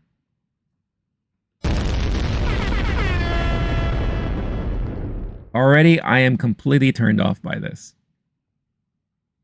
I mean, Beyonce, in my opinion, was one of the worst parts of The Lion King, the live-action Lion King. Now you got her little girl in this one. Yeah, all right. No thanks. I'm going to watch it, but that just made my expectations drop. Because I will say, it does look like they improved on the facial expressions, which was one of my major criticisms from The Lion King. And it made it almost like you could believe in their emotions and their emoting and their, you know, the characters expressing themselves. It looked like you could believe it this time around. But I don't know.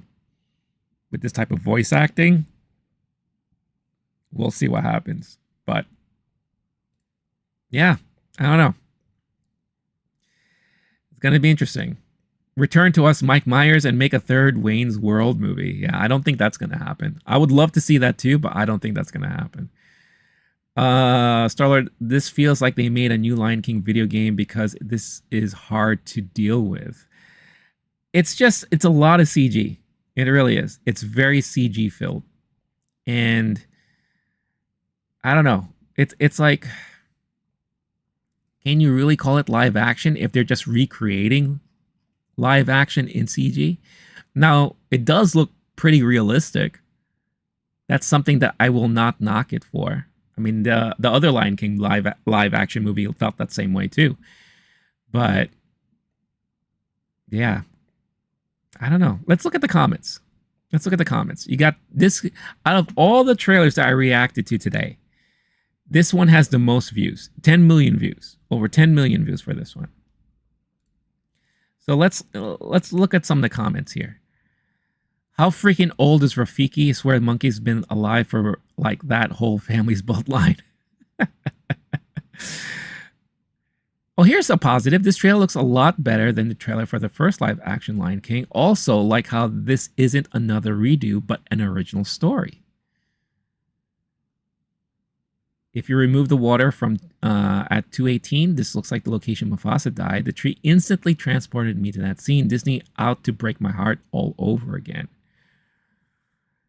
The fact that Scar loved Mufasa once is heartbreaking.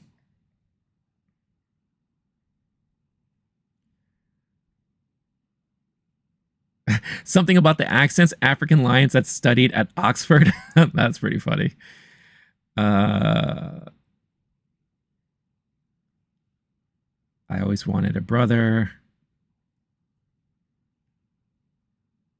Taka and Mufasa are basically, I'm sure they meant CG, not SG. CG, Optimus Prime, and Megatron. Yeah, that's another, see, again, another trope that follows the same thing, you know, the Transformers. Here's another positive. I'm really impressed with the animation. They finally realized that Africa isn't a dried up, dead wasteland of dead plants everywhere. That was one of the main things I hated about the original remake. They designed the backgrounds to look like how Americans think Africa looks like, and not how it actually looks like. They finally realized that you're allowed to use more colors than just brown. That's a good observation. I never thought of it that way. Scar being the good lion is a plot twist I didn't expect. I can't focus on the trailer. I'm just focusing on the fact that Scar sounds like a Victorian British boy that delivers newspapers. So I guess if there's one criticism, it's Mads Mikkelsen playing the voice of Scar.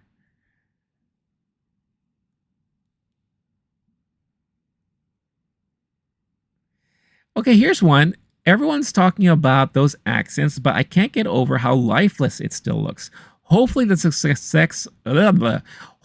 success of Inside Out 2 shows Disney that animation is a worthy medium. I don't necessarily agree with this. I mean, I think they've improved a lot on the faces.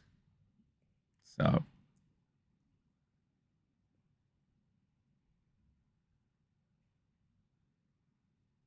I mean, definitely not as negative as Snow White.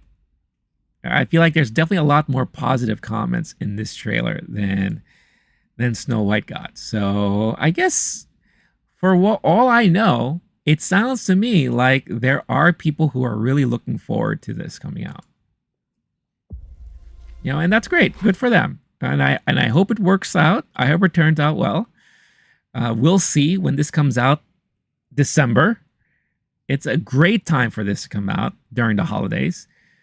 So, yeah, it will be quite interesting to see, you know, at the end of the day. So let me know your thoughts in the comments, what your thoughts are on the trailers that we reacted to today and the trailers that came out of D23.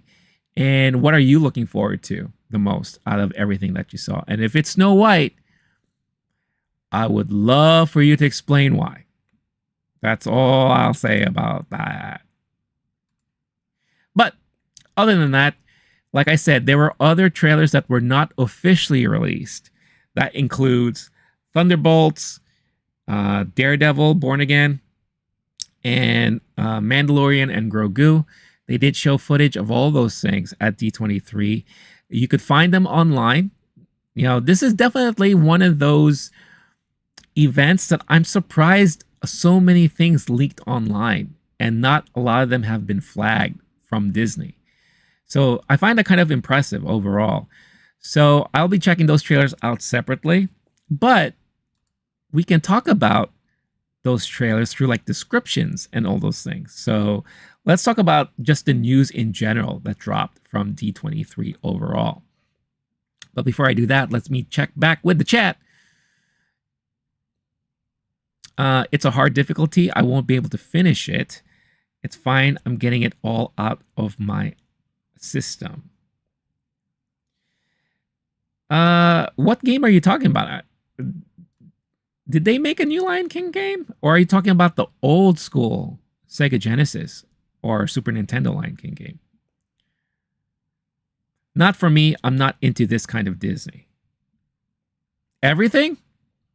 Out of all the trailers, so maybe because you chimed in late, I reacted to trailers from Skeleton Crew, a little tease about Toy Story 5, Snow White, Snow White, and good old Mufasa there. You know, oh, there's another trailer I can react to real quick. I don't think it was released on YouTube, but you could find it on Twitter. And I think I did save it. Oh, Agatha All Along was another one too. So let me go here. Yeah, so they have another teaser that was released by Pixar called Win or Lose. So it's actually an original series that they're putting on Disney Plus this December. So let's quickly check that out, because I am definitely curious about this one too. Pickles, huddle up. You all did great today, but there is one person who did the same level as all of you, just fantastic, but better. Anyway. What sport is it? Soccer? Oh, softball. I see a whole lot of people who underestimated us. Oh my God, this looks very cute. Sometimes I love they're definitely doing a lot of mixed media in this one. Mixed styles of animation. Win or lose. This looks fun. That looks cute. And yeah, you've never heard of Pixar doing a series before. So this is going to be the first Pixar series. Oh, that's exciting. That looks like that's going to be fun. For sure. All right. So there you go. All right. Let's read up on a recap of everything that happened at D23. I have several articles to go through. So I'll definitely be covering as much as I can, including the parks announcements, because there's some interesting stuff with the park stuff that I think will be a lot of fun to talk about. So let's see. Started saying old school. I like live action Disney classic movies. Okay, cool. The old school Lion King game, I remember playing. I forgot how far I got into it, but yeah, it is a hard game. When you compare it to like the games like Aladdin, which is still one of my favorite Sega Genesis games, The Lion King is very difficult. Very difficult. I don't remember if I ever beat it at one point, but I remember having a hard time with it for both versions, the Genesis and the Super Nintendo versions. Yeah. Also, before I continue, also, if you are watching live and you feel like spreading some good love and good karma, make sure you hit that like button on the stream. I would greatly, greatly appreciate it. So, you name them, I like them. As far as like the live action Disney classic movies, so like when you go back, like Herbie and Bedknobs and Broomsticks, you also have Mary Poppins, right? If we're talking like old school live action Disney movies, those are some of the ones that stand out. Pete's Dragon it was one of my favorites growing up. I love, and I don't know if you remember this one, Condor Man. Disney has never re-released Condor Man. You can't even find it on Disney Plus. But that was definitely a live action Disney movie that I really thoroughly enjoyed as a kid. I haven't watched it since, so I am curious to know and see if it holds up. But that was definitely a classic for me.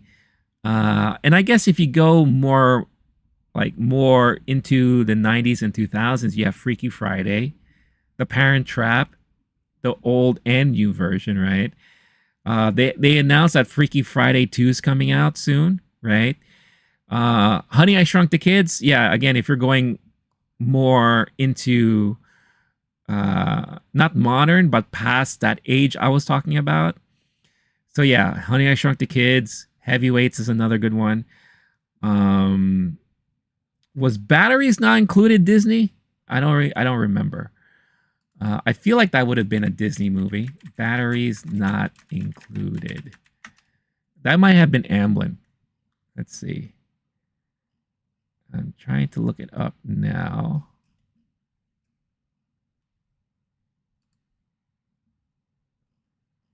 Batteries not included. It was Amblin.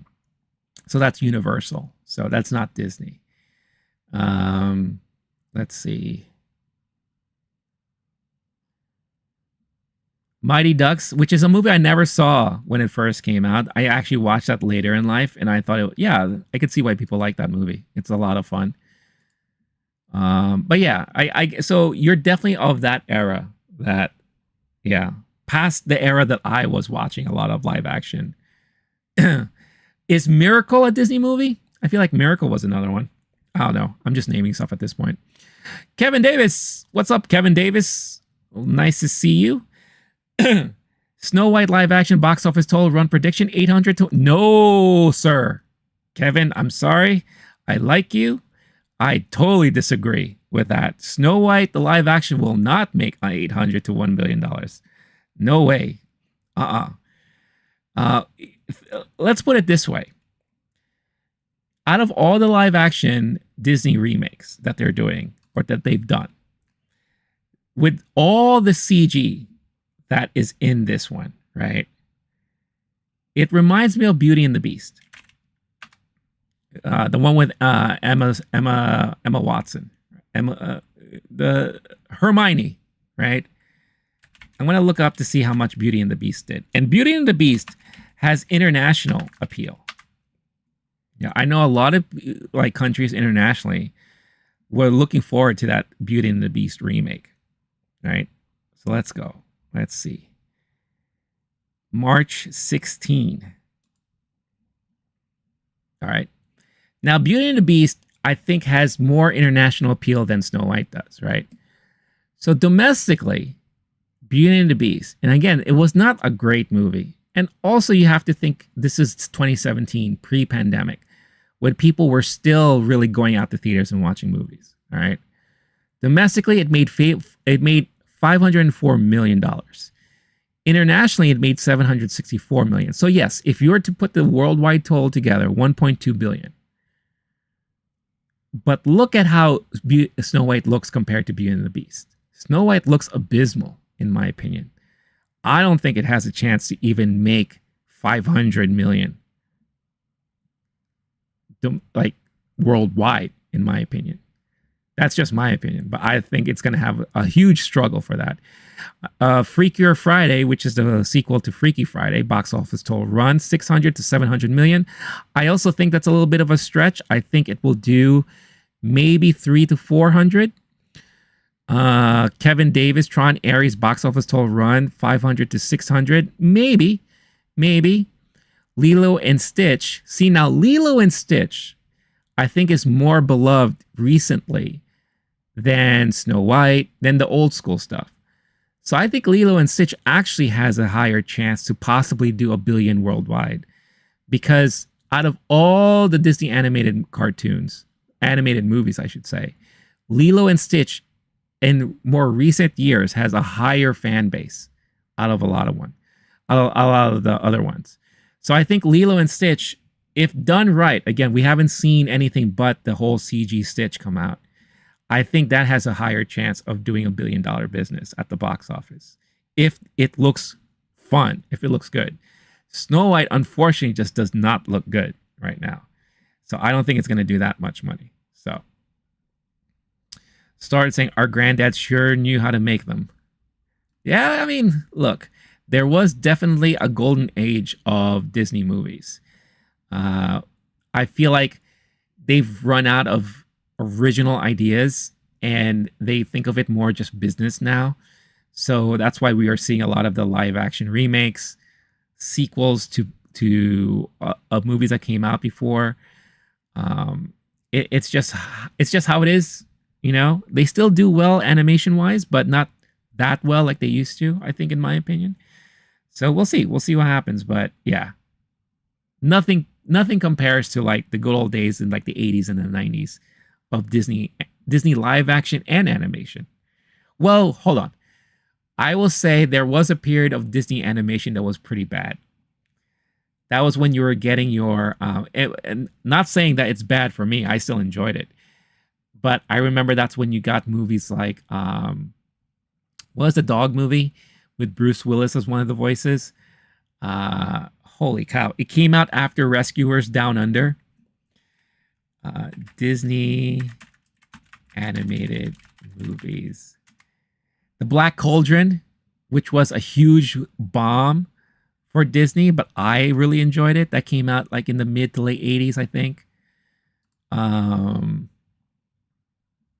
You had The Great Mouse Detective. That wasn't that great. Oliver and Company.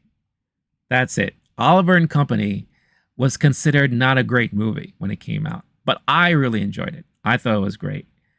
Then, of course, you had DuckTales the movie, Rescuers Down Under, which I mentioned before. It was only up until we got into the Disney Renaissance in the 90s, right, where you had The Little Mermaid when that came out. And then that's what brought, you know, Disney animation back into the forefront. Then it spawned off a whole bunch of stuff. You had Little Mermaid, Beauty and the Beast, The Lion King, right? Aladdin. It's like everything they put out was, they couldn't miss. They really couldn't miss. So that was a very much interesting time. The late 80s, early 90s, around that time. So I feel like we live in an age now where Pixar is king, right? And then you will get an occasional You will get an occasional good Disney animated movie, right?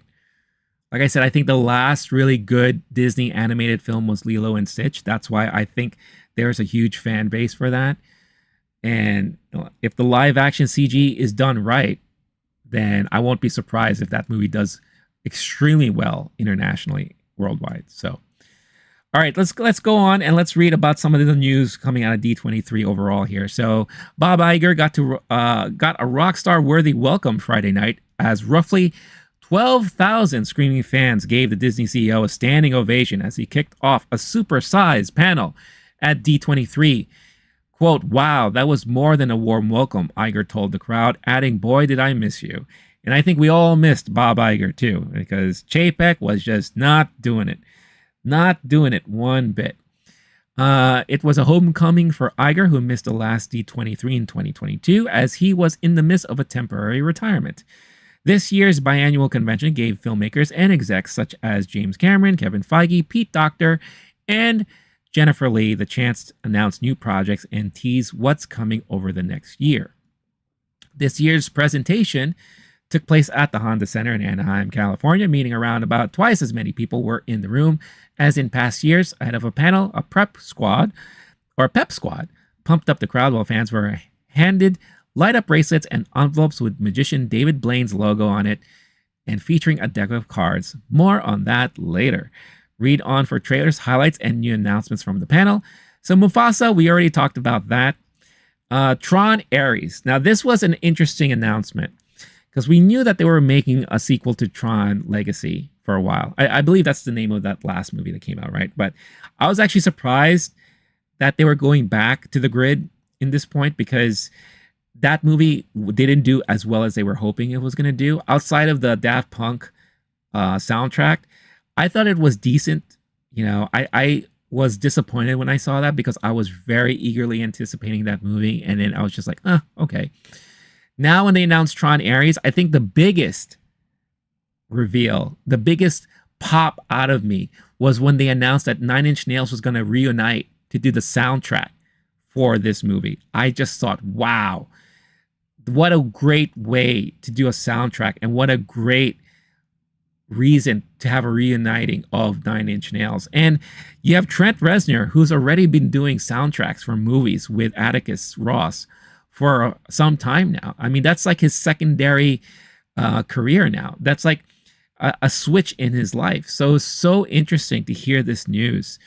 Very, very exciting to hear that stuff. So in this movie, you have Jared Leto, Evan Peters, Greta Lee.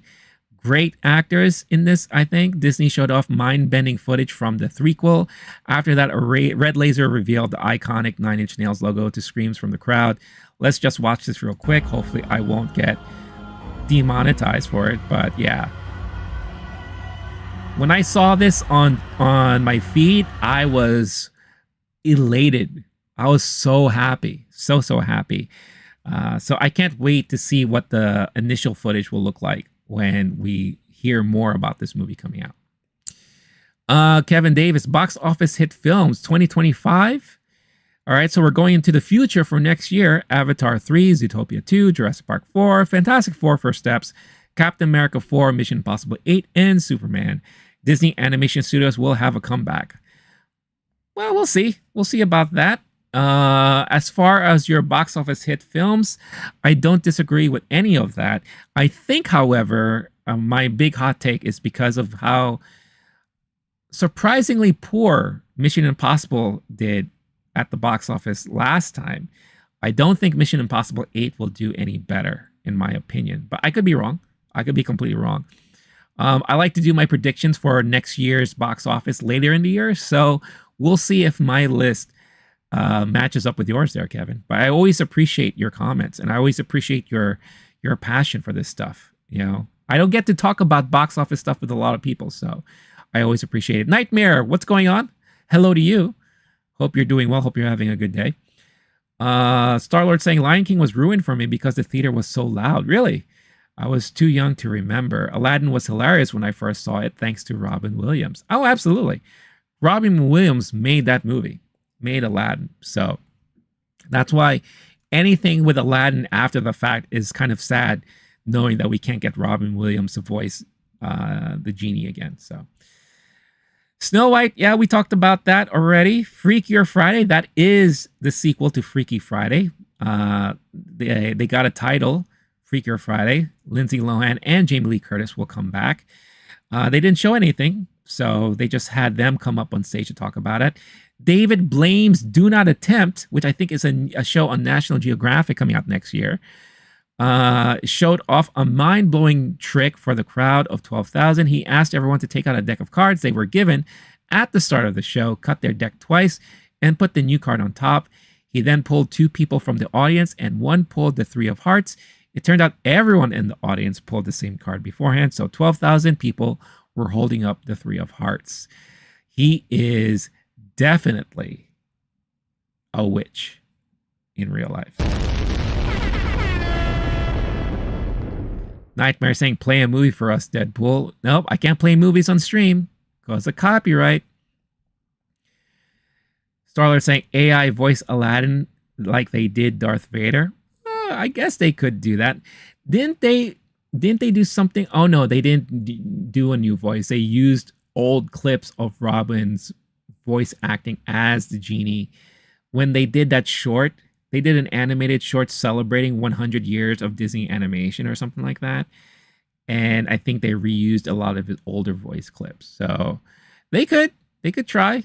You know, we'll see what happens if they ever try to do that again. Agatha All Along, we already covered that. I reacted to that trailer. Daredevil Born Again, here we go. This is one of the things I was very eagerly anticipating. Marvel Studios boss Kevin Feige revealed that season 1 of the series debuts March 2025, and season 2 is about to go film. So that's fascinating in itself. We haven't even got season 1 yet, but they're already in the process of filming season 2. I believe also they're doing that because originally, I think it was supposed to be 18 or 20 episodes or something like that, but they're going to split it in half. So that makes sense. Among the stars on stage were Charlie Cox, Vincent D'Onofrio, Deborah Ann Wall, Eldon Henson, and John Barenthal. Barenthal said, returning, it's a real honor. I couldn't be up here with better people. And they also have, they did show some footage. They had a trailer show to the audience. And again, if you look online, you could definitely find it. And I'm going to check it out separately and give my thoughts about it later on. We're not going to review it here on the stream. Nightmare saying, do you have another platform to broadcast on? What are you asking? Are you asking me to purposely stream a movie? Or I'm not quite sure what you're asking for, but I only stream on YouTube for now. Kevin Davis said Daredevil Born Again will be a big hit show for Marvel Studios since WandaVision. I hope. That's my hope, because I'm very much am looking forward to this series. And for anyone who are fans of the Netflix show, them going back to roots to that stuff, bring everything back from that, I think is going to be interesting to see if they can pull it off or not. Echo was a nice little tease of what they could do, but I think it was a little bit lackluster in my opinion, so I'm hoping for the best for this one. Because Daredevil, damn it, deserves better. Deserves better. Because Daredevil is such a great character when you think about it. Kevin Davis also says Skeleton Crew will be a moderate success. I believe that. But it looks fun. To me, it looks like a lot of fun to me. Kevin Davis also says Andor will get Emmy nominations. Oh, I'm sure.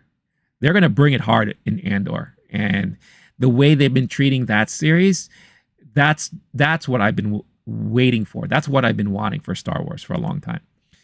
Star-Lord saying, no, dude, Robin Williams is gone already. That would be a bad idea. James Earl Jones gave his permission. Yeah, but they could ask Zelda. I think his daughter controls a lot of the Robin Williams stuff right now. So if Zelda can agree to it, then it is possible that we could get an AI version of Robin Williams' voice. By the way, I do have a great Robin Williams story to share with you guys. I mentioned this before. I used to work in the video game industry. So I used to go to E23 a lot. And I remember one time I was hanging out at E23 with my friends, and I saw someone walking by Very fancy sunglasses, fancy jacket, very tight jeans and boots. And lo and behold, it was Robin Williams. And I knew and I heard that he was always a big fan of video games, and he always used to visit E23 a lot. So it was just kind of nice just to see him walking on his own, unbothered, just walking out, heading out towards the exits. So I thought that was really cool. I was like, oh, look, there's Robin Williams. Well, it's not so much that she controls the voice, but she controls the Robin Williams, I guess, licensing. You know, if it's not the individual, they always talk to the family. And Zelda is always the one who speaks up about anything usage of Robin Williams, anything that he does, right? So I'm pretty sure if they talk to her, she has to say whether or not they could do something like that for him. So let her play Miss Doubtfire. I don't know if she's an actress, but I think she did. Didn't she? Yeah, she directed something this year. She directed. Hold on. She directed that movie with Catherine Newton that came out earlier this year. Let's see. She directed. Now, I could be wrong, but I'm pretty sure she directed that Frankenstein take. Hold on. Let's see. Lisa Frankenstein. Yeah, I was right. She directed that movie Lisa Frankenstein that came out earlier this year, which was okay. It was cute. It wasn't like that fantastic, but she did direct that movie, so it's not that easy. All right, going back to the news from D23, Ironheart. Yes, that is a series that's still happening. Black Panther Wakanda Forever filmmaker Ryan Coogler took the stage to talk about the Marvel show, centering on Riri Williams, who first debuted in the 2022 movie. The character is a genius MIT student who built her own Iron Man-style suit. Thorne, Anthony Ramos, Lyric Ross, Alden Ehrenreich, and Reagan Aliyah joined Coogler on stage to show off footage. So they did show off Ironheart footage at the show. So I'm pretty sure you could catch that online. The show has long been in the works and actually revealed footage at D23 last time in 2022. Yeah, they've been trying so hard to figure out what to do with this. I really think the poor reception of her showing up in Wakanda Forever really hurt that show. But they're still going to move forward with it. So we'll see what happens after that. Nightmare saying you should watch the series. I'm going to try my best to pronounce this. Al-Muki Al-Tarfakafi. I appreciate the recommendation, Nightmare. I've had so many people that would always recommend things for me to watch and react to and all that. With all due respect, I have a lot of things to watch and react to. If you really want me to do that, best way to do so is to become a member and donate. And if I take those things and requests seriously, but I can't just stop what I do and watch and react to things just out of random recommendations. But I do appreciate it. Fantastic Four and Captain America Brave New World. Fresh off San Diego Comic-Con just a few weeks ago, Marvel brought out Brave New World star Anthony Mackie and showed off the same footage for both his movie and Fantastic Four. The footage was not new for those who were at Comic-Con, but Mackie did tell a story about seeing Harrison Ford as Red Hulk. You have to appreciate Harrison Ford going that far. So there you go. Ryan Reynolds shows gratitude and takes a jab at Marvel. I know he did like a little video that he recorded. So let's just watch that here. And then we could listen to what he had to say. A sea of fans and various Mickey Mouse ears and lightsabers and capes and maybe spandex. Pro tip, baby powder is your friend. On a serious note, I wanted to take a moment on behalf of Sean and Hugh and myself, and really the whole Deadpool and Wolverine team to say thank you so much for going to see our film. I mean it when I say that it's hard to process everything that's happened these past few weeks. Overwhelmed doesn't even cover it, but thank you for the most amazing welcome into the MCU that a guy could ever ask for. And a very special thank you to Kevin Feige for letting us make That's really nice. little teensy jokes at Marvel's expense. It's my way of showing love. And, of course, saving the studio. Anyhow, I hope that you all had a blast at D23. Without further ado, Oh, that's hilarious. I'm just thrilled. I'm going to introduce the original Marvel Jesus himself, Mr. Kevin Feige. Come on up, Kev. That's awesome. That is hilarious. Saving the studio. Sure did. At least for this year. Oh my God. That was hilarious. That was really, really funny. Starlight saying, I heard of AI actually making a business of digitally creating dead family members to actually interact with. Shit's got real, son. I'm not surprised by any of that. So I'm sure. And again, me and my friends, we say this all the time. We are still in the early ages of what AI can do. Can you imagine what AI would look like 5 years from now? Think of what AI was 2 years ago. So crazy, crazy stuff, man. Really crazy stuff. So let's move on. Mandalorian and Grogu. We just started filming a few weeks ago, said director Jon Favreau of the first Star Wars movie to film since 2019's Rise of Skywalker. He went on to show off some footage, including snowtroopers and AT-AT walkers. I heard people describing the footage they show where I think it was Grogu and Mando riding on either an AT-AT walker in it or a Tauntaun or something, and it looks like they were on Hoth. So I don't know if they ever go back to Hoth, if that's the case, but at least that is what the footage looked like. So that's interesting to hear all over. Arnold is in the house. What's going on, Arnold? I hope you're doing well. Hope you're having a good... It's late for you now. I'm assuming maybe you don't have work tomorrow. I hope work's been well. I hope you haven't been exhausted. I know you've been working hard, but I hope you had a great weekend at least. Nice to see you here on the stream. All right, next up was Andor. Andor Season 2 will welcome some familiar faces from Rogue One, the movie that introduced the world to Cassian Andor. New footage revealed that Ben Mendelsohn is back. I love that news. Krennic is back, baby. His Empire character Krennic, while Alan Tudyk will return to voice the droid K2SO. The rebellion goes big, said creator Tony Gilroy in a video. So that's a lot of fun. I can't wait for that to come out. This is going to be the last season because this one will tie directly into Rogue One. So I can't wait to hear about that. Star Wars Skeleton Crew, you already saw that. I reacted to that trailer earlier.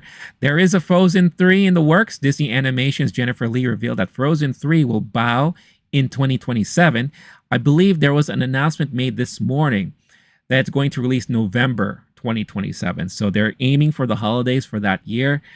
I mean, that is the perfect plan for that. I think that is going to be the perfect holiday film for a lot of kids. And I think this will be a huge hit when that comes out in 2027. So as previously announced, she confirmed a fourth film is also in the works. The Frozen films have been big for Disney. 2013's Frozen earned $1.28 billion, while Frozen 2 brought in $1.45 billion. So I think Frozen 3 will probably mimic this, or at least, the very least, come in between 1.28 and 1.45.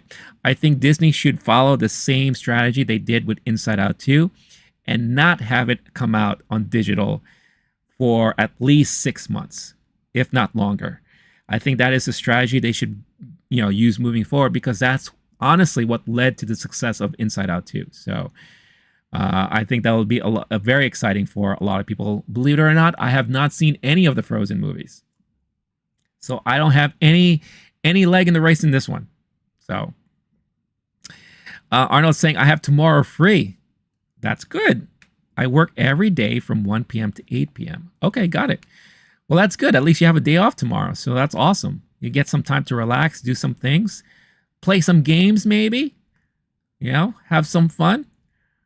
And I'm glad you could spend the time with me here on this stream. I very much appreciate it. As always. Zootopia 2, Everything Everywhere All at Once Oscar winner Ke Huy Quan will join Zootopia 2 as a creepy new character, which star Ginnifer Goodwin, described as slithering, highly venomous viper named Gary. I think Gary is supposed to be the main villain in Zootopia 2. So I can't wait for that one, because Zootopia, the first one, was a fun movie, a very surprisingly fun movie. So I really, really love that. Incredibles 3, closing the Pixar portion of the presentation. Peter Docter left the crowd with a big tease. That's right, we're making Incredibles 3. Brad Bird is developing it right now. The Incredibles first subverted the superhero genre in 2004, while 2018's The Incredibles 2 earned more than $1.2 billion. This, for me, was the biggest surprise announcement of D23 that I'm super excited for. I mentioned before, I'm a huge fan of Incredibles. I love that Incredibles 1 did the whole family dynamic so well that when the first Fantastic Four movie came out, they had to kind of take a pause, because everything that they saw in Incredibles, they had to redo the ending of Fantastic Four. This is Tim Story's Fantastic Four for Fox. They had to redo the ending because of what they saw from Incredibles, and they got inspired to improve on the whole team family dynamic. As far as like the fight scenes are concerned. So Incredibles 2, like I said, I enjoyed it too, but I thought it was a little bit weaker than the first one. So I can't wait to see what they're going to do with the third movie here. I'm very much looking forward to that. Star-Lord saying, looking forward to the Mandalorian movie. This is the way. I am too, Star-Lord. I can't wait for that. Arnold, I play Madden 25 right now, but I don't like it. So I don't know, but it feels different. Really? I have not played a Madden game since Madden 2020.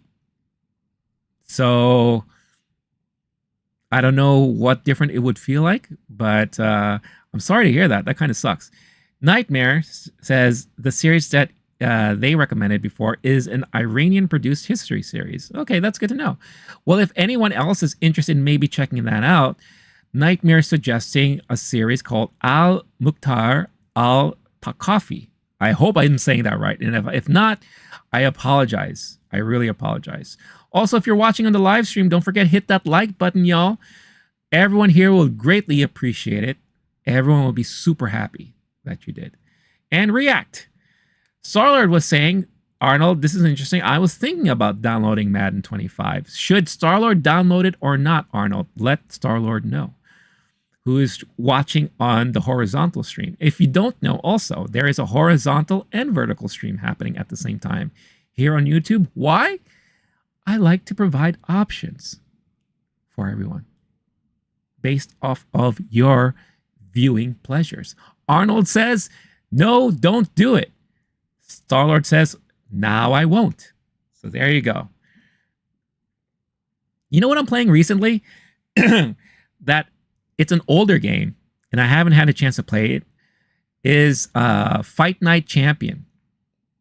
It's the boxing game from EA. That game is so good. I love that there's like a cinematic movie, like there's a cinematic storyline in it. And it took me a very long time to try it out. But since it's on Game Pass, I decided to give it a shot, and I really enjoy it. It's so much fun. So if you like boxing games, I highly recommend that.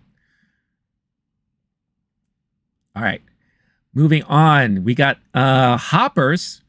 John Hamm and Bobby Moynihan will lead a body swap movie about a beaver and a human who exchange bodies. He said beaver. I'm gonna come. Yes, you read that right. Okay, now that's going to be an interesting movie. I don't know how I'm going to be feeling about that movie when it comes out. Arnold saying it feels so weird to not talk about House of Dragons. I know, it's so weird. It's so weird, but there's always some other things to talk about. But I do miss talking about House of Dragons. Starlord saying it might hit up NHL 25. I've always been a fan of the NHL series. I haven't played the recent ones. The last one I played, oh boy, I think was 21, maybe 22. Yeah, it's been a minute for me. So, but I'm a huge fan of the NHL series. So yeah. So Hopper's Toy Story 5 director Andrew Stanton shared new details about Toy Story 5, revealing the toys will face off against technologies like iPads and iPhones. It's toy meets tech, said Stanton, adding that there are 50 malfunctioning commemorative Buzz Lightyear figures who will cause some serious problems. Ooh, that sounds like that's going to be interesting and fun. So there you go. And it makes sense because it's going to be very relatable to today, where you have so many kids who are so busy on their iPads and their phones versus playing actual toys, right? So I think a lot of people can relate to that. And the one thing that Pixar does really well when they are on it is being relatable to the audience. That's another reason why Inside Out 2 did so well. So I think this could be potentially a big hit for a lot of people. I didn't know a new Toy Story was coming out. What the fuck? I love it. Yeah. This was announced earlier last year, I think, that they were doing a sequel to Toy Story. And I think a lot of people are confused, but I think if like major fans of Toy Story were really excited for it. Then when I saw Pete Docter speak after my preview screening of Inside Out 2, he said, and it's very obvious here from what you can see, a lot of the main focus that Pixar is going to have for the upcoming years is sequels. Sequels to things that worked well for them and that are beloved properties. That's why Incredibles, Toy Story, I'm sure we're going to get another Monsters Inc. something, right? So I won't be surprised if we're going to be hearing more and more sequels to other properties coming out. Speaking of Inside Out, there is a TV spin-off in the works. Pixar's Doctor took a victory lap after the summer success of Inside Out 2, thanking fans for making it the #1 animated movie of all time. He also shared some news. Inside Out will be getting a Disney Plus TV series called Dream Productions, which will bow next year. He also did mention this at the screening I was at. So it was always fun to hear him mention that. And I think a lot of people are actually excited for that. Arnold asking, what do I think about the new Game of Thrones trailer? Are you talking about the egg and Dunkin' egg or something like that? I saw bits of footage from it. It looks interesting. It's going to be like a night tale, right? It's really more about a night. And obviously there's not going to be dragons involved. It's going to be a more grounded like storyline, but it looks interesting. I'm a fan of the universe, thanks to Game of Thrones, thanks to House of Dragons. I am a fan of the universe. So I am going to be very curious as to what they're going to be showing in this show. I also like the fact that this is, I guess, the ancestor of Brianna of Tarth, right? The big lady in Game of Thrones. I think she is a descendant of this guy. So I guess we'll get to see where she gets her strength from, which is going to be interesting to see. Our Star-Lord saying, I got UFC 4. It's all right, but not really into it. The last UFC I played was 2. And I really enjoyed that. That was the one where they first introduced Bruce Lee into it. And I really enjoyed that. Except for the Kumite Arena from Bloodsport. I work hard every night and day. Okay, USA. That's awesome. That's awesome. I didn't know that they had that arena in that. So that's cool. Moving on to Avatar. They released the name of the third movie, Fire and Ash. Avatar mastermind James Cameron revealed the third Avatar film. There are new cultures and settings and creatures and new biomes. You will see a lot more of Pandora, the planet that you've never seen before, said Cameron of the project, which opens in December of next year. The new film is not what you expect, but it's definitely what you want. So they showed some concept art along with the title reveal. So let's watch some of this. Again, so many leaks online. So it's so interesting to see that this year. And of course, you have their familiar music. I mean, a lot of sky pictures. A lot of similar. Fire and Ash, I'm expecting that we're going to see a lot of desert, a lot of volcanoes, a lot of lava, a lot of new Na'vi from those areas. So I think that's going to be really interesting to see. Right? And there you go. There's the Avatar 3 logo. Fire and Ash. There you go. So a lot of people were definitely excited to see that. Monster Jam. Little was revealed about this new project, but Dwayne Johnson introduced a film called Monster Jam that involves monster trucks. We can create something that is immersive and cool and fun, said Johnson, calling it a live action experience told from the point of view of these incredible monster trucks and their eccentric owners. All right, so I'm sure the fans of the Cars franchise will probably love something like that. Moana 2 stars Oli Cravalho. God, I'm pretty sure I butchered that name. And Dwayne Johnson got the crowd moving by performing a song from her upcoming sequel. Maui is singing again, singing in keys that don't exist, and my hair looks fantastic in Moana 2. Quipped Johnson, who gave a shout out to his 6- and 8-year-old daughters in the crowd. The film is a sequel to the landmark 2016 original, which has consistently been among the most streamed movies in the world for several years. It initially was slated as a Disney Plus TV series before getting upgraded to theatrical. So yeah, so when I was talking before about some of the newer, well-received Disney movies, I forgot to mention Moana. Moana is huge for a lot of people. So, when you have Lilo and Stitch and Moana, you're going to have a rabid fan base for these films. So I'm sure Moana 2 is going to do gangbusters when that finally comes out. Audiences got a look at the new trailer, which has not yet been released online. Then Johnson handed things off to Disney's Bergman, introducing him as my twin. Whoever posted that trailer got in major doo-doo problems. So they were not able to have this in the article there. And that seems to be all that this article particularly says. So I wonder if, I thought they released the new trailer already online. Let's see. I'm going to take a quick look here to see if the Moana 2 trailer was officially released. I thought it was, unless they took it down. So let's see. I'm going to do, because I haven't seen any of, the teaser of Moana that we got. I have not seen that. So let's see. Moana 2.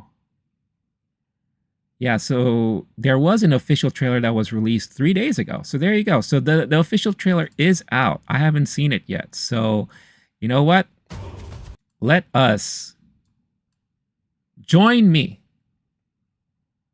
on this journey as we watch the new trailer for Moana 2 coming out later this year. That's for you old fans out there. I don't take requests. So saying, let me guess, the new Avatar is about saving the fireflies. There's definitely going to be fire involved for sure. Arnold saying, it's so weird, bro. I come home and want to chill out trying to watch movies, music, but nothing makes me relax. But when I come into your live, I can just calm down and enjoy entertainment with you. I hope you will do this many years. Oh, Arnold, that is such nice words from you. I really appreciate it. I hope I could do this for many years. It all depends on all of you guys. If you still want to watch me as I get older, talk about movies and pop culture, and if I get continued support from all of you guys, then of course, I will do this for as long as the audience is there. So I really, truly appreciate it. I really do. Stallard also says, that reminds me, I just heard from the fake mobile game apps that has $100 million to save the whales. What is that about? What app is that? Starlord, let me know what that is. That sounds crazy. All right, here's Moana 2. Let's check it out.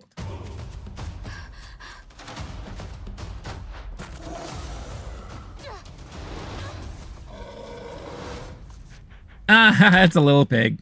You wanted to come this time. Yeah, stupid.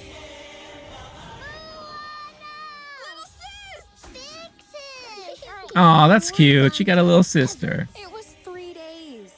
Where are we going? Before Maui stole Tifiti's heart, our ancestors. So is this going to be like a handoff to the young girl? Of the entire ocean. It's my job. Is it her sister or is it her daughter? To finish what they started. Wanna show how people just how far we'll go. I will admit Moana was a great movie when that came out. Thanksgiving, perfect time to release this. Hidden in a terrible storm, it's an ancient island. Setting foot on its sands would break the curse, bring our people together again.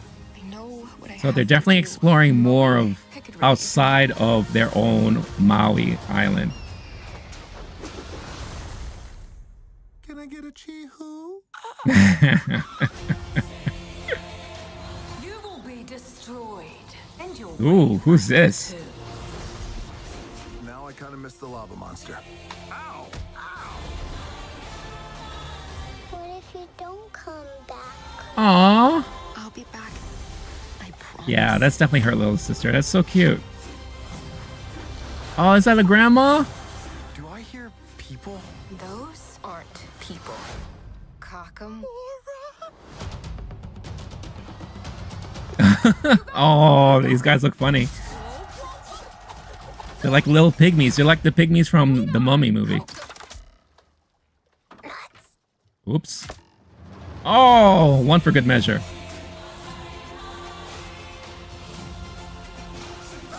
Oh, that looks cute. That looks cute. All right. That looks cute. I'm down for that. I'm definitely down for that. That looks like that could be a lot of fun, for sure. It has the same type of humor from the last movie. Good. It looks like the good voice acting, obviously. One thing they didn't really talk about, I guess, at D23 was the live action Moana. So I wonder what's the status with that right now. But this is the one that's coming out this year. So I'm sure there's a lot more focus on that. But yeah, Moana 2 looks like it's going to be a lot of fun. Definitely going to be a lot of fun. I see the pig now. I'm hungry, bro. New Lion King. Yes, they are coming out with Mufasa the Lion King this year. It's a sequel. Well, it's a prequel to the live action Lion King that came out several years ago. I think back in 2017, maybe was it 2018, something like that. But yeah, so it's the story of Mufasa and Scar and how they were friends growing up, and then something happens, and then it shows you how Mufasa becomes king and all that. So I reacted to the trailer earlier, and overall, I think they definitely took some criticism, and they, in my opinion, they improved on a lot of the CG animation for the faces to kind of give them more emotions, which I think was very severely lacking. I don't know how I'm going to feel about when I hear Beyonce and her daughter voice characters in the movie, though. I think that is a big mistake, but that's just me. So yeah. Let's see. So I'm saying, ain't that a load of bullshit? I don't know. I just hear about these things. What's that Star Tours about? Are you talking about my shirt? So Star Tours is one of my favorite rides at Disney, whether it's Disneyland or Disney World. It was one of the first Star Wars rides you could ever go on. So when I went to Disneyland 2 years ago for Star Wars Celebration, Star Tours was celebrating its 25th anniversary. Oh, 35th anniversary, sorry. So, and they announced that what was it? I forgot. They updated the ride to include a lot of references to the newer movies. And they announced recently that now they've updated it to include scenes and characters from The Mandalorian and Grogu and things like that. You thought it was a hotel? No, it's a ride. And the concept of the ride is that you are supposed to be kind of like starship workers or you're visitors, and you're supposed to be taking a tour of a starship, and then all things go south and everything goes crazy, and you end up getting caught up in this space battle, and you get into kind of you warp into different scenes and lands and planets of where a lot of these Star Wars movies take place. So like you'll go on Kashyyyk and you'll see the Wookiees there, you'll see Chewbacca show up, You'll go on, the planet where Darth Vader's from, and you'll see him pop up. It's a fun ride, and it's like a motion movie ride. So if you never had a chance to check it out, if you ever find yourself going to Disney, I'd highly recommend you check out Star Tours, because it's a lot of fun. It's a lot of fun. If you could choose a Star Wars movie, and what kind of movie would you want? You mean if I were to choose if I was to make a Star Wars movie, like what kind of movie would I want it to be? Like that? Let me know what you mean there, Arnold. All right, let me go into some other articles here. So, yeah, Incredibles 3, we're all excited about that. Let's see what other drops from Andor Season 2 and Mandalorian. Let's see. No artwork, release date, or stills, just behind-the-scenes featurette only for the room. And then, blah, blah. Mandalorian Grogu movie. Oh, that was one thing also. So, in the footage that they showed for the Mandalorian and Grogu movie, they showed Zeb in it. If you remember who Zeb is, Zeb Aurelios is a character from Rebels, and he did appear briefly in season 3 of The Mandalorian. So it looks like he's going to be showing up in the movie. The Razor Crest is also going to be back. So I don't know how they're going to rebuild that ship after it blew up, but it looks like that's coming back too. So that's interesting to hear about the movie there. All right, this is what I wanted to talk about here. Daredevil Born Again.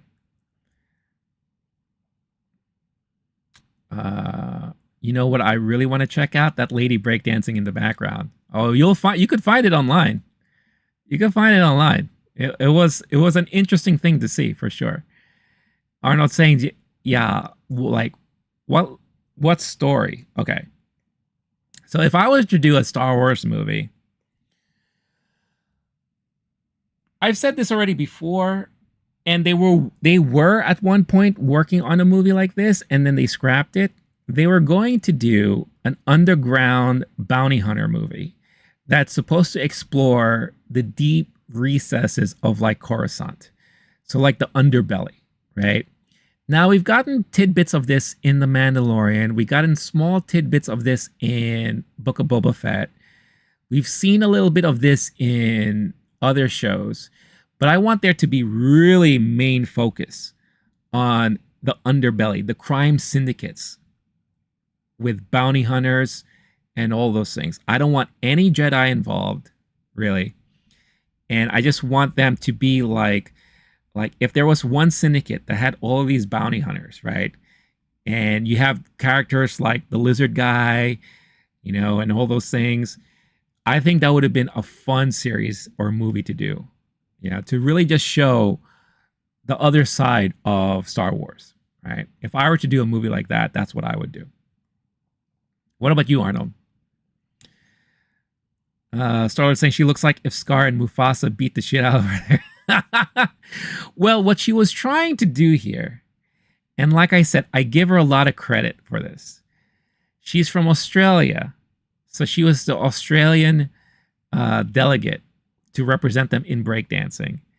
She was trying to do kangaroo-like moves because Australia, right?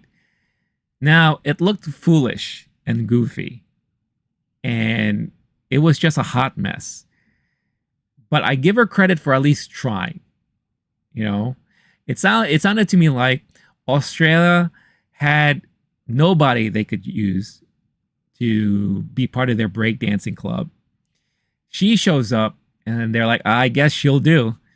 And oh boy, did she try something. She got 0 points. In the one competition that she did, the one round that she was a part of, she scored 0 points. Think about that. 0 points. Not half a point, not 1 point, no points. So I do feel bad for her. But at the same time, I give her kudos for trying. Arnold said he wants a Darth Jar Jar Binks movie. You might get that reference in like a parody show, but I don't think you'll ever be able to get that in a legit serious live action movie. All right, let's talk about this Daredevil series because I cannot wait for this series to come out. The Marvel Studios section of the D23 showcase tonight was light on stuff that has been released to the public, preferring to keep its contents for those inside the room. The studio may want to rethink that, as a 2.5-minute teaser trailer for Daredevil Born Again, which hasn't been released officially, has gone online all over social media and shows off the new season. The new run sees Matt Murdock and Wilson Fisk try to put their rivalry and darker alter egos aside to help the people of New York stop a bigger threat for their past to catch up to them. That bigger threat seems to be the serial killer Muse, who is glimpsed in the trailer, as is White Tiger. Kamala Khan's father also shows up, while the clip confirms Matt has at least 5 different Daredevil suits in this. And that's awesome. The clip also sees the return of John Bernthal as Frank Castle, the Punisher, Deborah Ann Wall as Karen Page, Eldon Hansen as Franklin Froggy Nelson, Wilson Bethel as Benjamin Dex Poindexter, aka Bullseye, and Ayelet Zurer as Vanessa Mariana Fisk. I love that Vanessa's coming back. That's such a key person in the whole Wilson Fisk character. So they're joined by Margarita Leveva, Michael Gandolfini, which is the son of Gandolfini from The Sopranos, Janaea Walton, Jeremy Earl, and Artie Frushan in the new run. The project was famously halted partway through production due to the strikes, and then majorly retooled to be more connected to the original Netflix series. The result is an original 18-episode series. Order was changed into 2 seasons of 9 episodes each, with the second season about to begin filming. The first season is due on March of 2025. So, again, I have not seen the leaked footage yet. I don't want to screen it here, just in fears of copyrights and all that. So I'm going to check it out separately, and I'll talk about it maybe like on Friday stream or something like that. But I'm super excited. The fact that you have White Tiger showing up, which is a very well-known villain in the comic books. Muse is another well-known character as well. I love that everyone is basically returning. No mention of Elektra, so we may not see her return in this series, but I'm super, super excited about this. White Tiger is also well known for going toe-to-toe with Moon Knight, so there's a possibility that there could be a Moon Knight kind of tie-in to the Daredevil series. Who knows? We'll see. But I'm very, very excited for that. So let's see. I'm reading up on some other news about Tron. Let's see. Nothing about the footage of what was shown. Again, like the biggest pop for me was the soundtrack, and that 9 Inch Nails is going to reunite for this. So that's fun. Disney teases Stitch and Freaky Friday. Yes, Fantastic Four as well.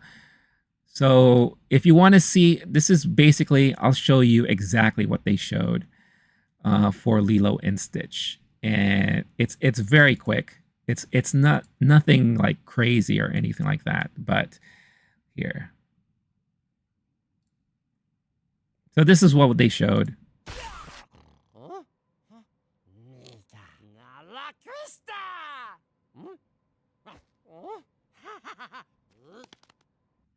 Yep, and that's it. So they just showed basically the CG version of Stitch. Because it's live action, so Stitch will be CG. But I'll say, like, this doesn't look that bad, honestly. This, I mean, it looks just like Stitch from the cartoon, from the animated movie. So, you know, would you have preferred this over, let's say, like a little person in a suit?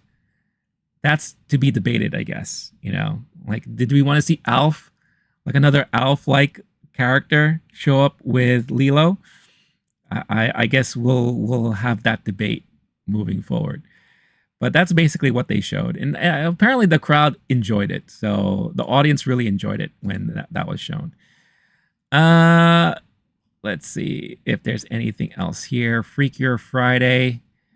Yeah, if you're interested about Freaker Friday, this is something that was shown to the audience. It was just a title reveal, really. No audio in this one. So, but yeah, you have Lindsay Lohan and Jamie Lee Curtis. This is the first look at the Fantastic Four cast on the set, which I think was really funny. Look at this costume that Joseph Quinn is wearing. Oh my God. Now, remind you, this is taking place in an alternate 1960s era. So you definitely have the 60s futuristic era looking kitchen.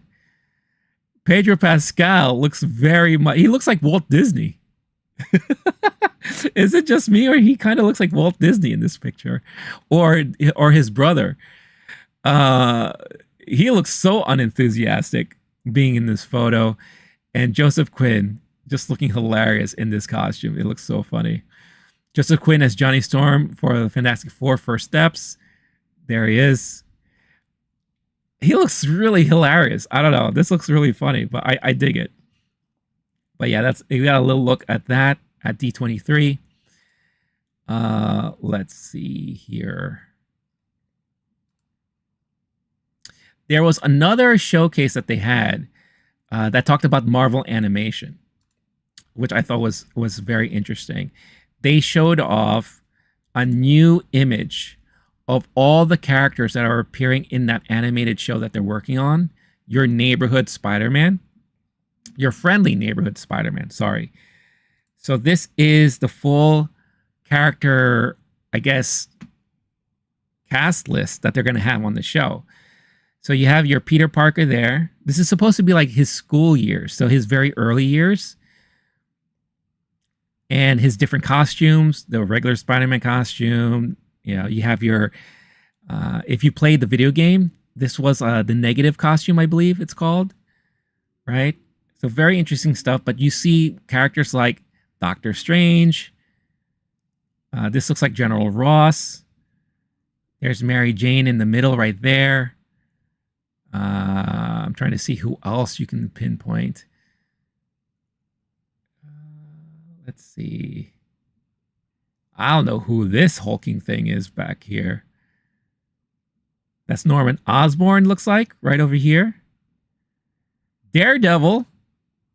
We're getting Daredevil on this show. So that's exciting. This is Scorpion, right here. This is either General Ross or J. Jonah. I don't know. Iron Man. And this is like the classic Iron Man, too. The very, like, squarey armor outfit looking Iron Man, which I really appreciate. Yeah, so very, very cool stuff. I love the art style. This is going to be a fun animated show when it comes out. So I can't wait for that. That's going to be very, very interesting. So that was something that they revealed during the animation panel at D23.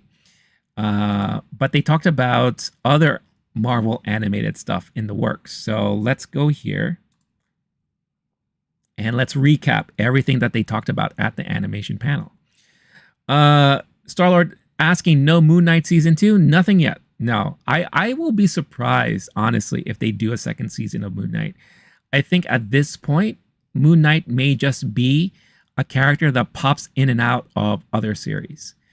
If they're going to do and focus on a grounded universe in the Marvel Universe that includes your Daredevil, your Punishers, your Luke Cages, your Jessica Jones, right?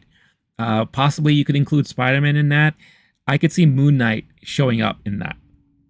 And I think that's what they might do moving forward. Little person in the suit, you mean Mini-Me? Who, Vern Troyer? That was the guy who played Mini-Me, right? Vern Troyer. Yeah, I don't know if Lilo and Stitch would work well if he was in that suit, but who knows? Who knows? Star Wars saying I wouldn't mind a second season to Moon Knight. Yeah, I think a second season to Moon Knight, especially with the way it ended, with the whole reveal of the other persona, would be nice to see, but they have to improve on a lot of things for that. They have to really work on the story and they really have to iron out a lot of the issues that a lot of people had with the last season. So it would be interesting to see if they do that again. I guess time will tell. But as far as animation is concerned, Marvel Studios held its animation panel at D23 with brief updates on 5 animated series on the way. 3rd season of What If, Eyes of Wakanda, Marvel's Zombies, Your Friendly Neighborhood Spider-Man, and X-Men 97. The biggest news at the panel is that Coleman Domingo is joining the Marvel Cinematic Universe as the voice of Norman Osborn in Your Friendly Neighborhood Spider-Man. I think that's awesome. He'll be joined in that series by Hudson Thames, who is voice acting Peter Parker for both this and the 3rd season of What If.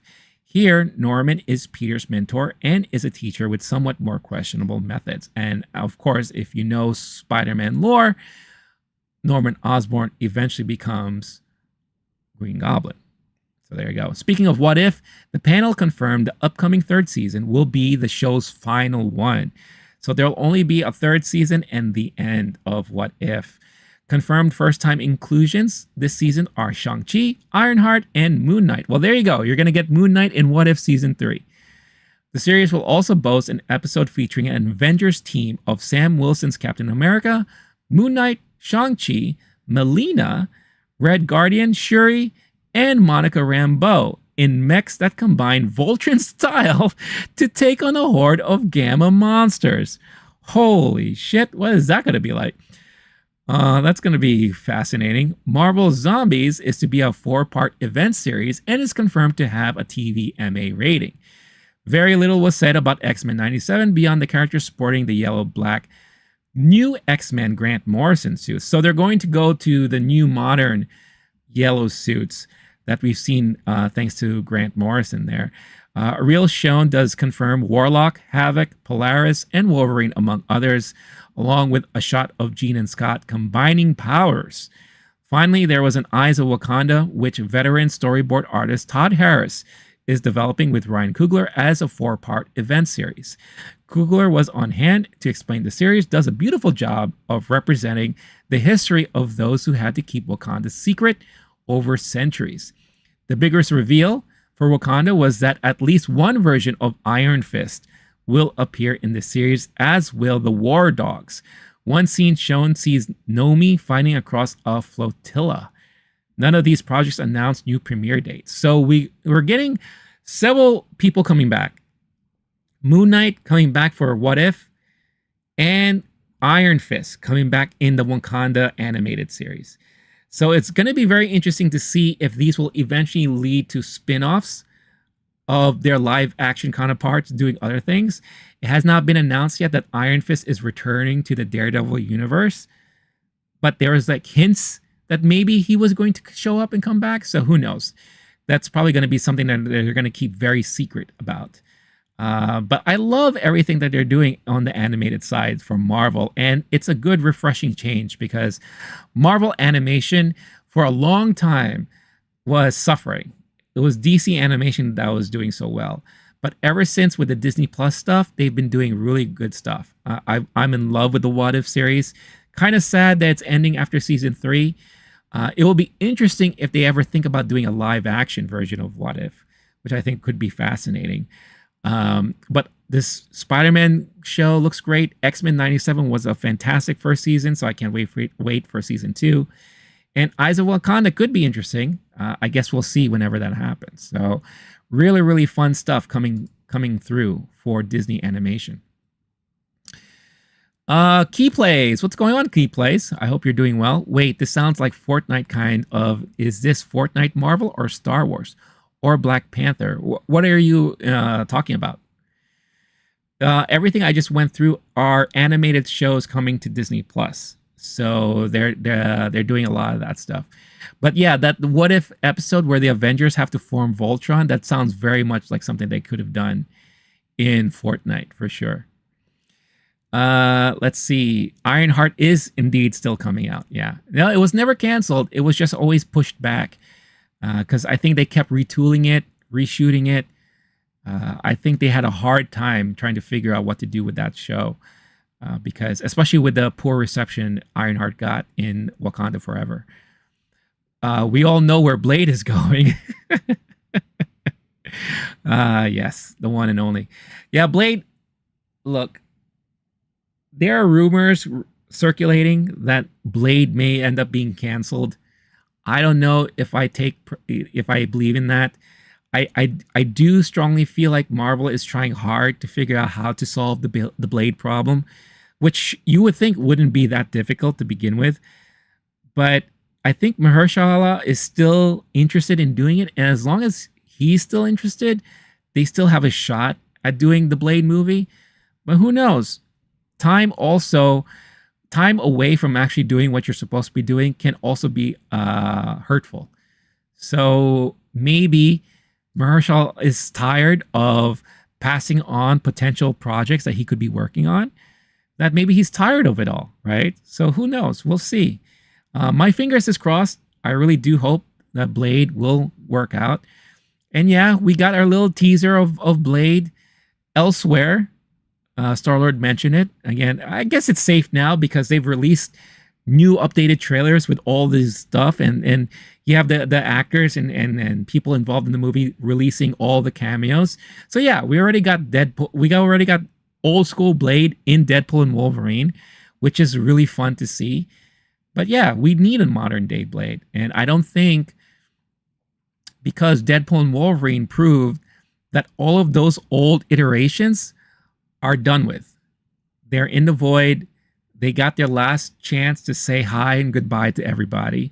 And this was a closing off of those characters that we grew up watching. So now it's time for a new Blade to show up.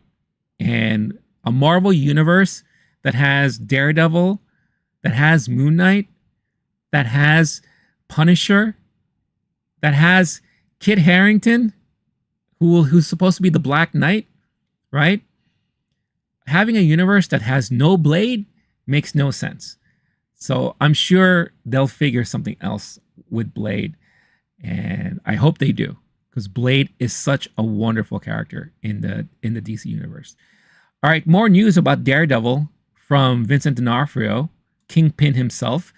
Marvel Studios' Daredevil Born Again arrives on Disney Plus next year, with the series set to tonally be very much in line with the Netflix Daredevil series that preceded it. In fact, Kingpin himself, actor Vincent D'Onofrio, says he believes the show goes much further than the Netflix one when it comes to just how dark and violent it gets. Speaking to Rotten Tomatoes during D23 this past weekend, D'Onofrio says, "There are some things in this show that we go much further with than we did on the original show. There's one thing in particular that my character does that I can't believe made it into the cut." Kingpin famously committed some disturbing acts in the Netflix series, most notably the infamous first season scene involving a car door and a Russian mobster's head. One of the best scenes I've ever seen. Scene. Really well done, that one. And shows you really the violent nature of Kingpin. The new series hails from showrunner Dario Scardapane and directors Justin Benson and Aaron Moorhead. D'Onofrio returns alongside Charlie Cox. Blah, blah, blah, blah, blah, blah, blah. They're joined by, yeah, and it just tells you the rest of the cast that I already spoke about before. So, I don't know. That gets me more and more pumped every time I hear more and more stuff about it. So, really, really cool stuff. If you haven't seen it yet, you live under a rock. You need to be slapped by spoilers every morning. Yeah, like after 3 weeks, right? You already saw it. The marketing team already releases new trailers. They released already the big Human Torch Johnny Storm reveal trailer. They released that. Everyone is posting pictures of their cameos in the movie. So at this point, if you haven't seen it, you did it to yourself. You know? So there's no saving you at this point. All right. Let's see. I talked about Dream Productions, which sounds like an interesting spin-off to the Inside Out franchise. So let's talk about the Disney parks, because I am a fan, obviously, of Disneyland and Disney World. And there were a lot of news about Disney parks and things that they're releasing at the Disney parks. So here we go. From Encanto and Disney Villains to Monsters, Inc. and Tony Stark, all the new Disney theme park lands and attractions announced at D23. So here we go. Disney turned Saturday night's D23 showcase into a veritable all-star concert, bringing A-list talent on stage to perform classic songs from Disney films and help introduce a veritable avalanche of new attractions and lands based on the company's intellectual property. Performers included Meghan Trainor, Shabuzi, Rita Ora, Plain White Tees, Pentatonics, Chromeo, Abby Carter, Tank and the Bangas, and All for One, with appearances and performances from Billy Crystal, John Stamos, Darren Criss, Skylar Astin, and Ki Kwan. The presentation was led by Disney Parks Experiences and Products Chairman Josh Damaro. I feel like I'm having a stroke. Hold on, guys. I need to drink my coffee. Whew. Okay. Who helped introduce all of the new offerings on tap. Here we go. These are the true Disney fans. They have a history with us. They have memories of their families being here. They have a passion for our stories. They have a passion for our cast members. Mario tells a Hollywood Reporter of the crowd in attendance at the D23 panel. We do our best to make sure that we cover the world and cover our ambition in a very creative storytelling way. And we know that our fans are going to carry that message out to the rest of the world. It's the best place in the world for us to be talking about the future. This year's showcase took place at the Honda Center, blah, blah, blah, blah, blah, blah, blah, blah, blah. All right, let's talk about the stuff already. Disney Parks and Experiences business is a top priority for the company, and it has committed $60 billion to expand at Disneyland in California, Walt Disney World in Orlando, Florida, and its international parks in France, China, and Japan, and elsewhere around the world via its Disney Cruise Line. And here are some of the things that they mentioned. All right. Disney Villains Land will come to the Magic Kingdom. And here's some of the concept art there. Damaro confirmed that a major new land will be built at the Magic Kingdom in Orlando, a land based on the Disney villains. Details are still slim, but it will include shopping, dining, and 2 major new attractions. This land will be home to the villains that you know, and those that you loathe, after a performance from Descendants villain Rita Ora. I'm surprised it took them this long to build something for the villains, because there has been a huge love for the Disney villains for a very long time. I remember at one of my visits to Disney World, I bought this towel because it was a rainy night and it was cold and I needed something to kind of like put over me, and I didn't want to get a poncho or anything. So I bought a towel, and the towel was all of the Disney villains on this one towel. And people were buying this stuff up left and right. And this is many, many years ago. So I'm surprised it took them this long to do something like this. And I think this is going to be a very well-received and exciting new addition to Disney World. So be prepared, you poor unfortunate souls, he added. It's going to be a fearless new vision of what Disney experience can be. Next is a Monsters, Inc. land is coming to Disney's Hollywood Studios. And this is a concept of one of the rides where you could actually ride through all the doors in Monsters, Inc. And I think that's going to be so much fun. That looks like that will be a blast. The 2001 Pixar film Monsters, Inc. will form the backbone of an entire land at Hollywood Studios in Orlando. Billy Crystal, who played Mike Wazowski in the film, helped introduce the new land.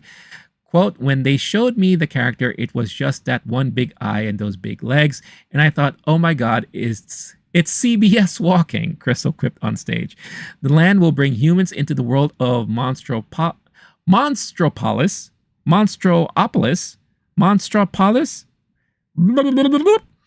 with a signature ride bringing visitors into the door vault alongside Mike and Sully. The first time I saw Monsters, Inc., all I wanted to do was ride on one of those doors like Mike and Sully. You'll go into the factory and experience the first suspended roller coaster ever in a Disney park. That means that the rider, will be suspended from something holding you from above. It's true. Disney has never had a ride like this before. Universal has one for Harry Potter, the Dragon Coaster in the Harry Potter world. So I think it's going to be fun that they're finally going to be doing something like this.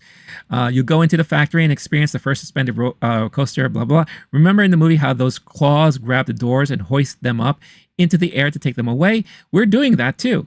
And you're going along for the ride. So I think that's going to be a lot of fun for sure. Next up, Avengers Campus in Disneyland will double in size with 2 new attractions and Robert Downey Jr. So it looks like you're going to be taking a ride through Stark Labs. That kind of looks like, yeah, Stark Flight Labs. So that looks interesting. Disneyland's Avengers Campus will double in size as it gets 2 new attractions, Avengers Infinity Defense and Stark Flight Lab. And Robert Downey Jr. will be along for that ride. During the presentation, Mario shared a photo of Downey testing one of the ride vehicles alongside Disney CEO Bob Iger and announced that the actor would reprise his role as Tony Stark on Stark Flight Lab. Infinity Defense will see visitors travel to different worlds from the Marvel Cinematic Universe, including Wakanda, Asgard, and New York City, where they will battle Thanos. Stark Flight Lab will see visitors testing out new Stark-made pods. They had a standee at D23 showing the Thanos that you will encounter at Infinity Defense, and it's King Thanos. So I think that's going to be really, really interesting to see. Starlord saying, I heard rumors recently a new TMNT will be made rated R, live action. I have not heard of that, so I'm sure that's still part of the rumor mill. I don't know. Well, if they do the story based off of The Last Ronin, then I can see that happening. And if they do that movie, then I would be all in for it. The Last Ronin is a very dark and gritty Teenage Mutant Ninja Turtles story. I love the comic and I love the crazy reveal. If you don't know what happens in that story, I'm not going to mention anything, but it's worth watching. If they do a movie based on that, then I'll be all in for that. I haven't finished it yet. I'll talk more about it on Friday, but I'm halfway through watching the Tales of the Teenage Mutant Ninja Turtles, the new animated series on Peacock. Not Peacock, sorry, Paramount Plus. It's really good. I'm surprised on how good it is. And it feels like I'm watching a true sequel to the movie Mutant Mayhem.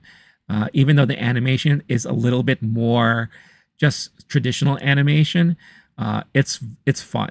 And the story that they're telling is a lot of fun. So if you have any chance in checking that out, I will definitely recommend that for sure. I looked it up, but those rumors were around months ago about the Ronin version. So there you go. So yeah. So if they stick to that, I would be all in for that because that would be a lot of fun for sure. Moving on here, we have a new Encanto and Indiana Jones attractions coming to Disney's Animal Kingdom. It's about time we're getting an Indiana Jones ride because they had one Indiana Jones ride that used to be in Disneyland, I think it was. Maybe it's still there. It's definitely still in Disney Japan because that was the last time I rode it, where you're riding the cart, the buggy cart through like a temple. So much fun, so good, but it's due time we get a new Indiana Jones ride. So Disney Imagineering Chief Creative Director Bruce Vaughn announced details on Tropical Americas, the new land that will replace Dino Land in Animal Kingdom in Orlando. That's good because Dino Land is mostly deserted. It's so old and outdated. No one goes there anymore. So I'm glad that they're doing something new with that. The 2 attractions will be based on the Indiana Jones franchise and on the 2021 film Encanto, and both will open in 2027 in conjunction with Tropical Americas. The Indiana Jones ride takes place in an ancient Mayan temple that Indy has recently discovered. A warning of an ancient mythical creature that could throw a wrench in the situation. He was joined by Ke Quan, who starred in Indiana Jones and the Temple of Doom. If that's the case, I won't be surprised if Ke Quan is kind of like your tour guide for the ride, just like how they got John Rhys Davis to be your tour guide for the Indiana Jones ride. So I think that'll be a lot of fun to see. As for the Encanto attraction, it will see visitors travel through the casita from the film on the day that Antonio receives his special gift, culminating in his room, which has become a lush rainforest. Along the way, they will encounter all the members of the Madrigal family, perhaps including one that nobody talks about. No, no, no. So that should be fun. Details on the new Avatar land coming to Disney California Adventure. Right now, let's see. There's a Pandora land in Disney World, I believe in Animal Kingdom. So this is the first time that Disneyland in California will get anything out from the Avatar series. So I think that's going to be a lot of fun. Let's see here. This one I heard was just about a live action. Either way, it could work, but I still like the comedy aspect, not too serious. Well, I mean, the Ronin storyline, like I said, is definitely serious. And honestly, all the original Teenage Mutant Ninja Turtles comics were all serious. The comedy was introduced into the cartoon. That's how we got the comedy aspect of it all. The original comic books, the black and whites, were always very serious. So, and if you remember, the original movie towed the line between serious and comedy. I would love to see, because Mutant Mayhem, that part of TMNT, I think that will be your go-to for family-friendly, comedic type of TMNT storylines. For more serious, old-school, black and white fans like me, I would love to see the Ronin just be serious. I think that would be I would enjoy watching a movie like that. Usually everything involving Ronin is so damn depressing. Well, what makes this story even more interesting is like I said, there's a big twist and reveal at the end that you don't expect, which really makes the story so fascinating. So fascinating. It must be faithful to the original film. What has to be faithful? This new one? I think it should be faithful to the comic book, the way I look at it. But yeah, so we have new Avatar land coming to Disney's California Adventure. Rubenstein said the new land is set in a new location on Pandora, very different than the one at Disney's Animal Kingdom in Orlando. See, I just said that. Inspired by Avatar: The Way of the Water and the upcoming Fire and Ash, as well as future Avatar films. There will also be a new Avatar ride where guests will journey by boat on an excursion in search of majestic natural wonders that can only be found on Pandora. That sounds very similar to the Pandora ride they have also in Disney World. They have two Avatar rides. They have one where you're on a boat. So this sounds very similar to that.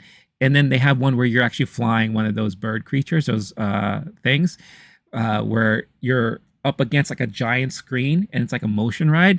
It's done so well. I love that ride. It's so fun. 2 Cars-themed rides will come to Frontierland in Magic Kingdom. In a major bit of news for Walt Disney World, portion of Frontierland in Magic Kingdom will be transformed into a pair of attractions based on the Cars franchise from Pixar. One ride will take guests off-road, and another will be geared specifically toward families with young children.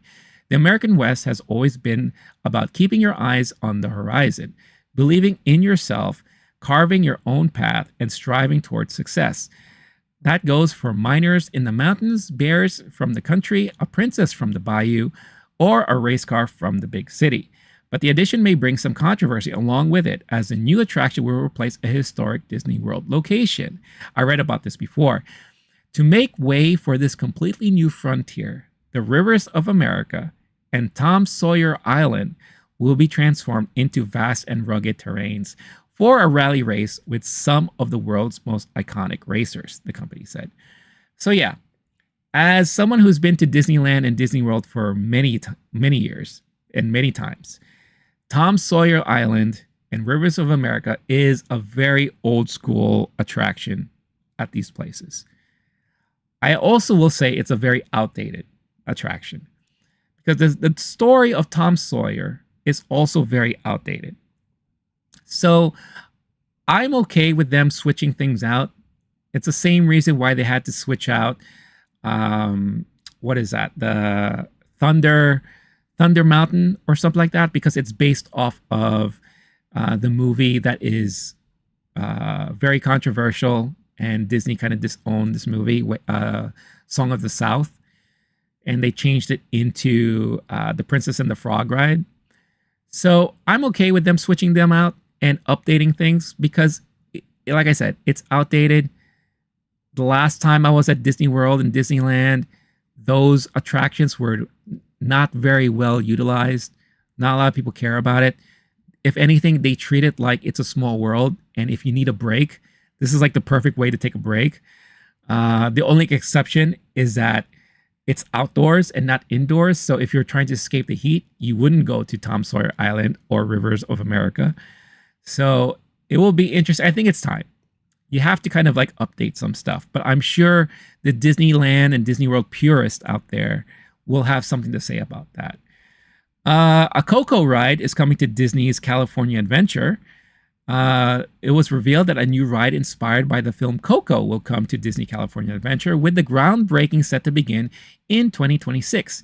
Details are scarce, but they say it drew inspiration from The Haunted Mansion and Pirates of the Caribbean, with guests set to take a journey to the land of the dead from the film. That sounds like that will be a lot of fun. A Lion King ride is coming to Disneyland Paris. Look at that. Paris gets something unique. Disney's second park in France, which is set to be renamed Disney Adventure World, is already getting a new Frozen world. Let's say it will open in 2026. And now it will also get a ride inspired by the classic 1994 animated film, The Lion King. There will be themed dining and shopping, as well as characters, and the ride will see visitors step into the caves to follow Simba as he goes from cub to king. It will feel like you've stepped right into that movie. And that sounds like that could be pretty fun to me. Oh, it looks like it's going to be like a river ride too. Look at that.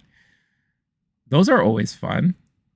It'll be cool if like you could really see him roar over here as you go down. That'll be cool. That'll be like a nice photo op too. And I love me some photo ops on these rides. If you knew me for as long as you have, maybe you know or you don't, I'm a major fan of taking photos on these rides. I know where all the cameras are, and I'm always prepared. I have like a library of interesting photos from these rides that I love, I cherish. I definitely have a lot of fun with this stuff. Starlet saying the original TMNT film is the best, to the point that it has a spiritual underlining. Anything else is secondary. He really loves that original movie. Need to go Blade on this. Oh, Blade on what? Stop trying to ice skate uphill. This is one of the moments where Starlord goes off into his rants. He goes into Knight Rider mode, and I love it. You know, Starlord hasn't been on the stream in a while, so he has a lot of things to catch up on. So let's have him go for it. Let's see. Disneyland will get an audio animatronic Walt Disney. Ooh, that's a first.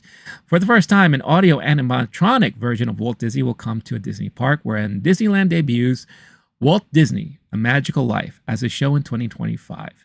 The show will debut inside the Main Street Opera House, and after its initial run, the attraction will play in rotation with the great moments with Mr. Lincoln. I was just going to say that.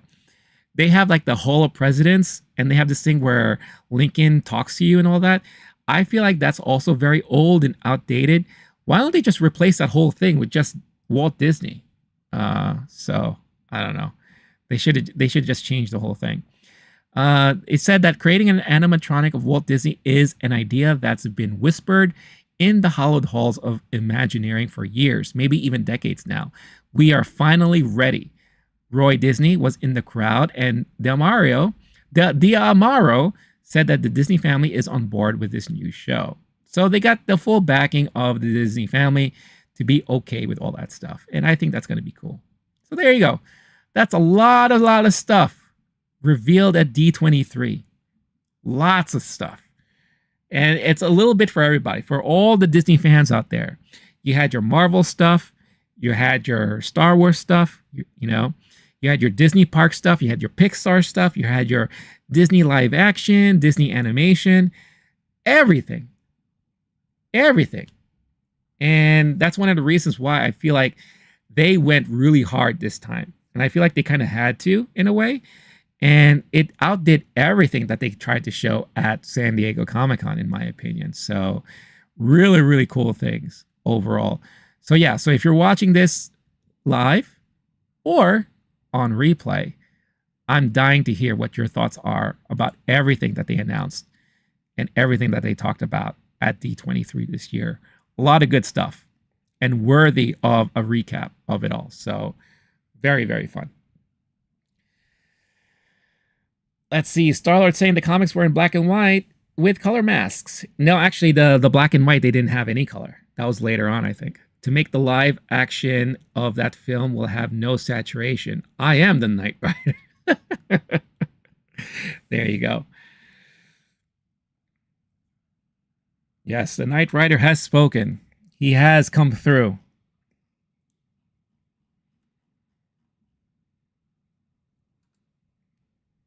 All right, so I'm just cleaning things up here since I talked about so many different things. So many different interesting topics. Let's see. All right.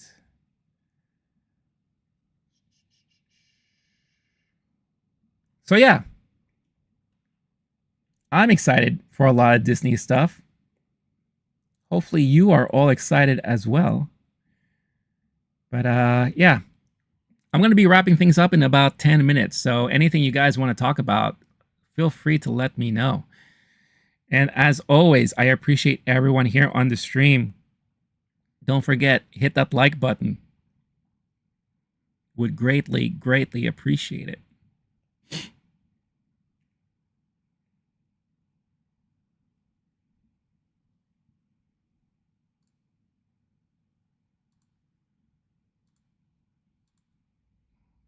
Toy Story, Skeleton Crew. Yeah, so much stuff. So many things. So many things. All right.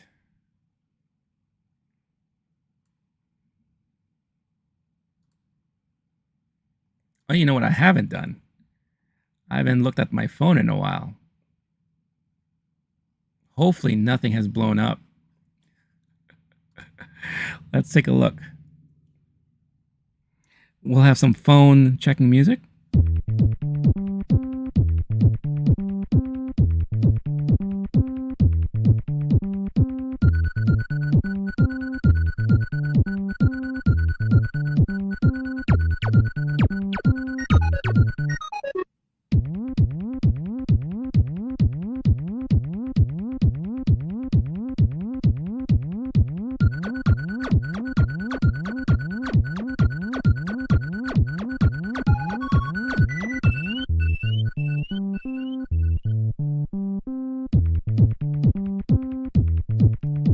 Stallard saying, I love the original, but it was treated like Batman Returns, weakening the sequels.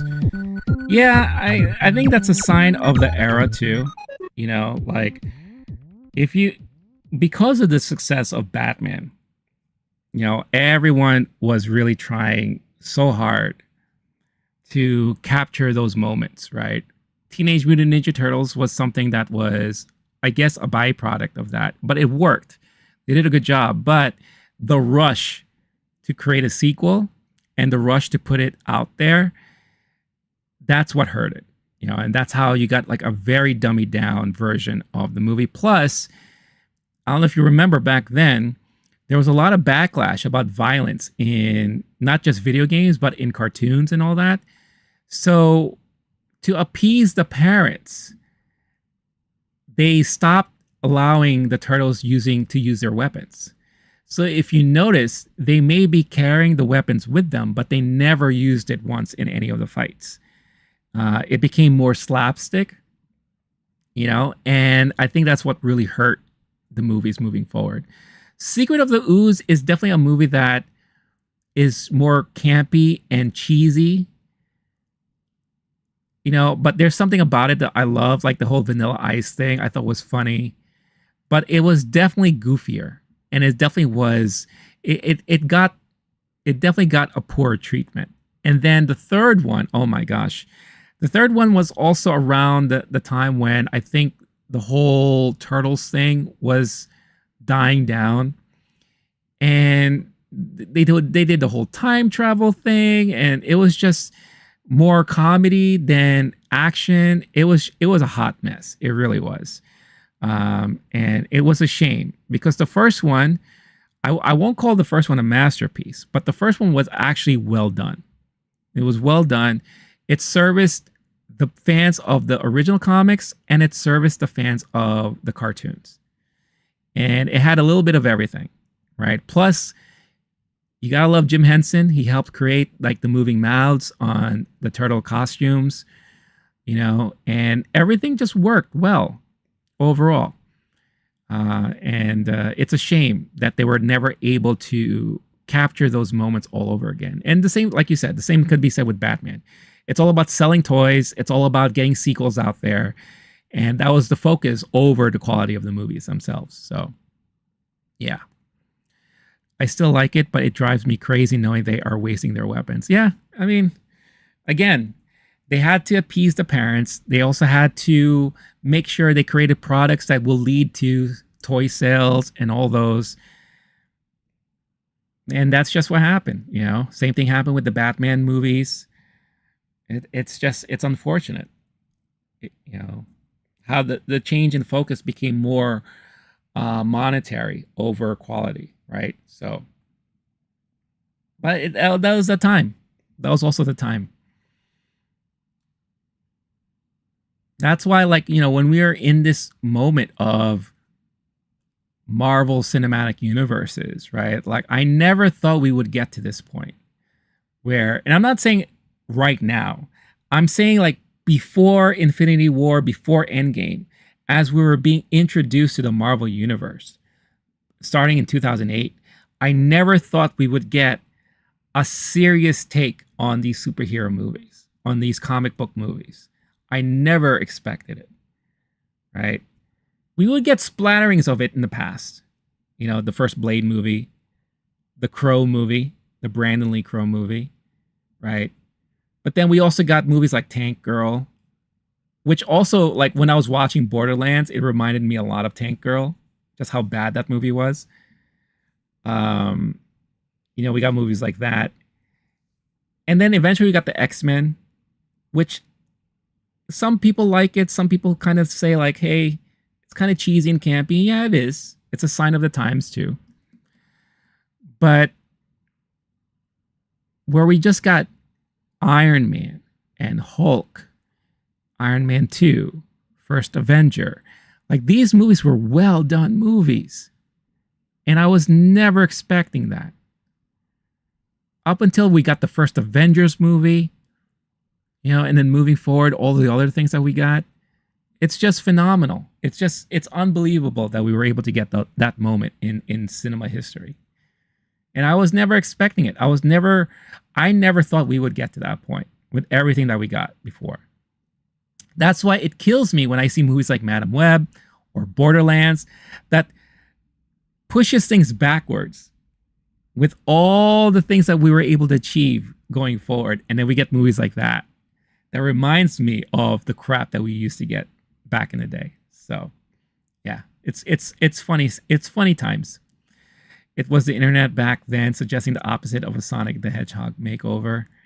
And like the internet, they won. Yeah. Well, it's funny. We had Colonels on the Vertical stream saying it's amazing how such few voices can make changes in the world, like especially in movies and studios. He said, let's see, I'm trying to read exactly what he said. Here we go. Colonel said, it's terrible that a small percentage of the world can change the masses' thoughts. The exception never makes the rule. I mean, when you had that major backlash on the first reveal of the Sonic model from the first movie, how that major backlash forced the studio to pause, time out, and say, we need to redo this all over from scratch. It's amazing. Power of the people, right?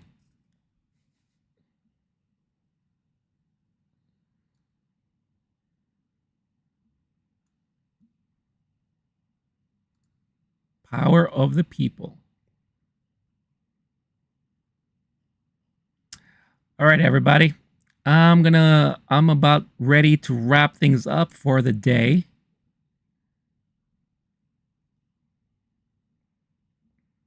So if you have any last minute things that you want to talk about, feel free to throw them in the chat. Starlord saying, I wasn't aware of it. I was too young. Starlord once again reminding me of how young he is and how old I am.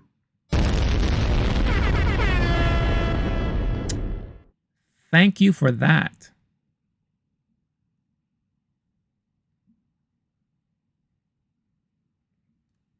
I really appreciate it. I have an idea for tomorrow. I may stream tomorrow around 3 p.m. And it's a stream where I'm not going to do anything but play video games. There are some games I've been wanting to check out. And this is not the 10,000 subscriber celebration. I'm going to do that next week. And I'll announce it on the channel with a post. But tomorrow, I don't know, 4 hours just playing games and chatting with all of you guys. What do you think? Is that something you'd be up for? Let me know.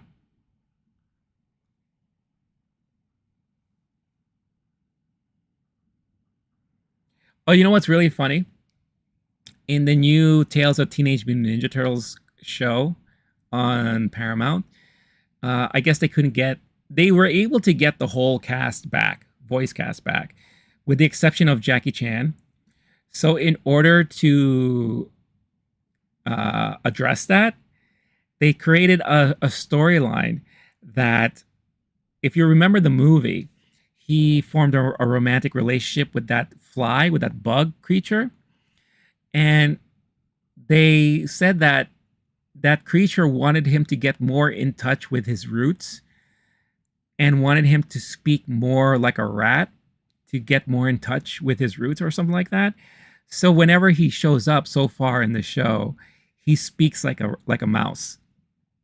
And I think that was kind of clever. It was like a clever way of how they addressed the fact that they couldn't get Jackie Chan to voice him on the TV show. Yeah, I'm going to try my best to watch the rest of that series so that I can talk about it on Friday. I think that would be a lot of fun.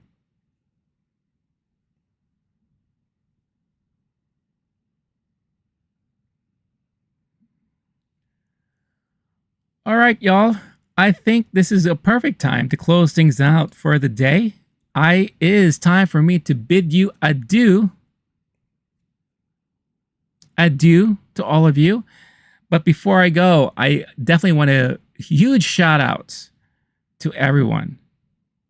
Starlord, of course. Always, I'm glad to see you back after you've been gone for a little bit. Jester, Caleb Richardson, who was here earlier in the stream. Key Plays, Arnold, as always. I think Arnold fell asleep again. He may have fallen asleep while playing his video games. Nightmare, Kevin Davis, always a pleasure having him on the streams. Colonels, Clone Wars for Life, Mr. Metzger. Appreciate all of you guys tuning in.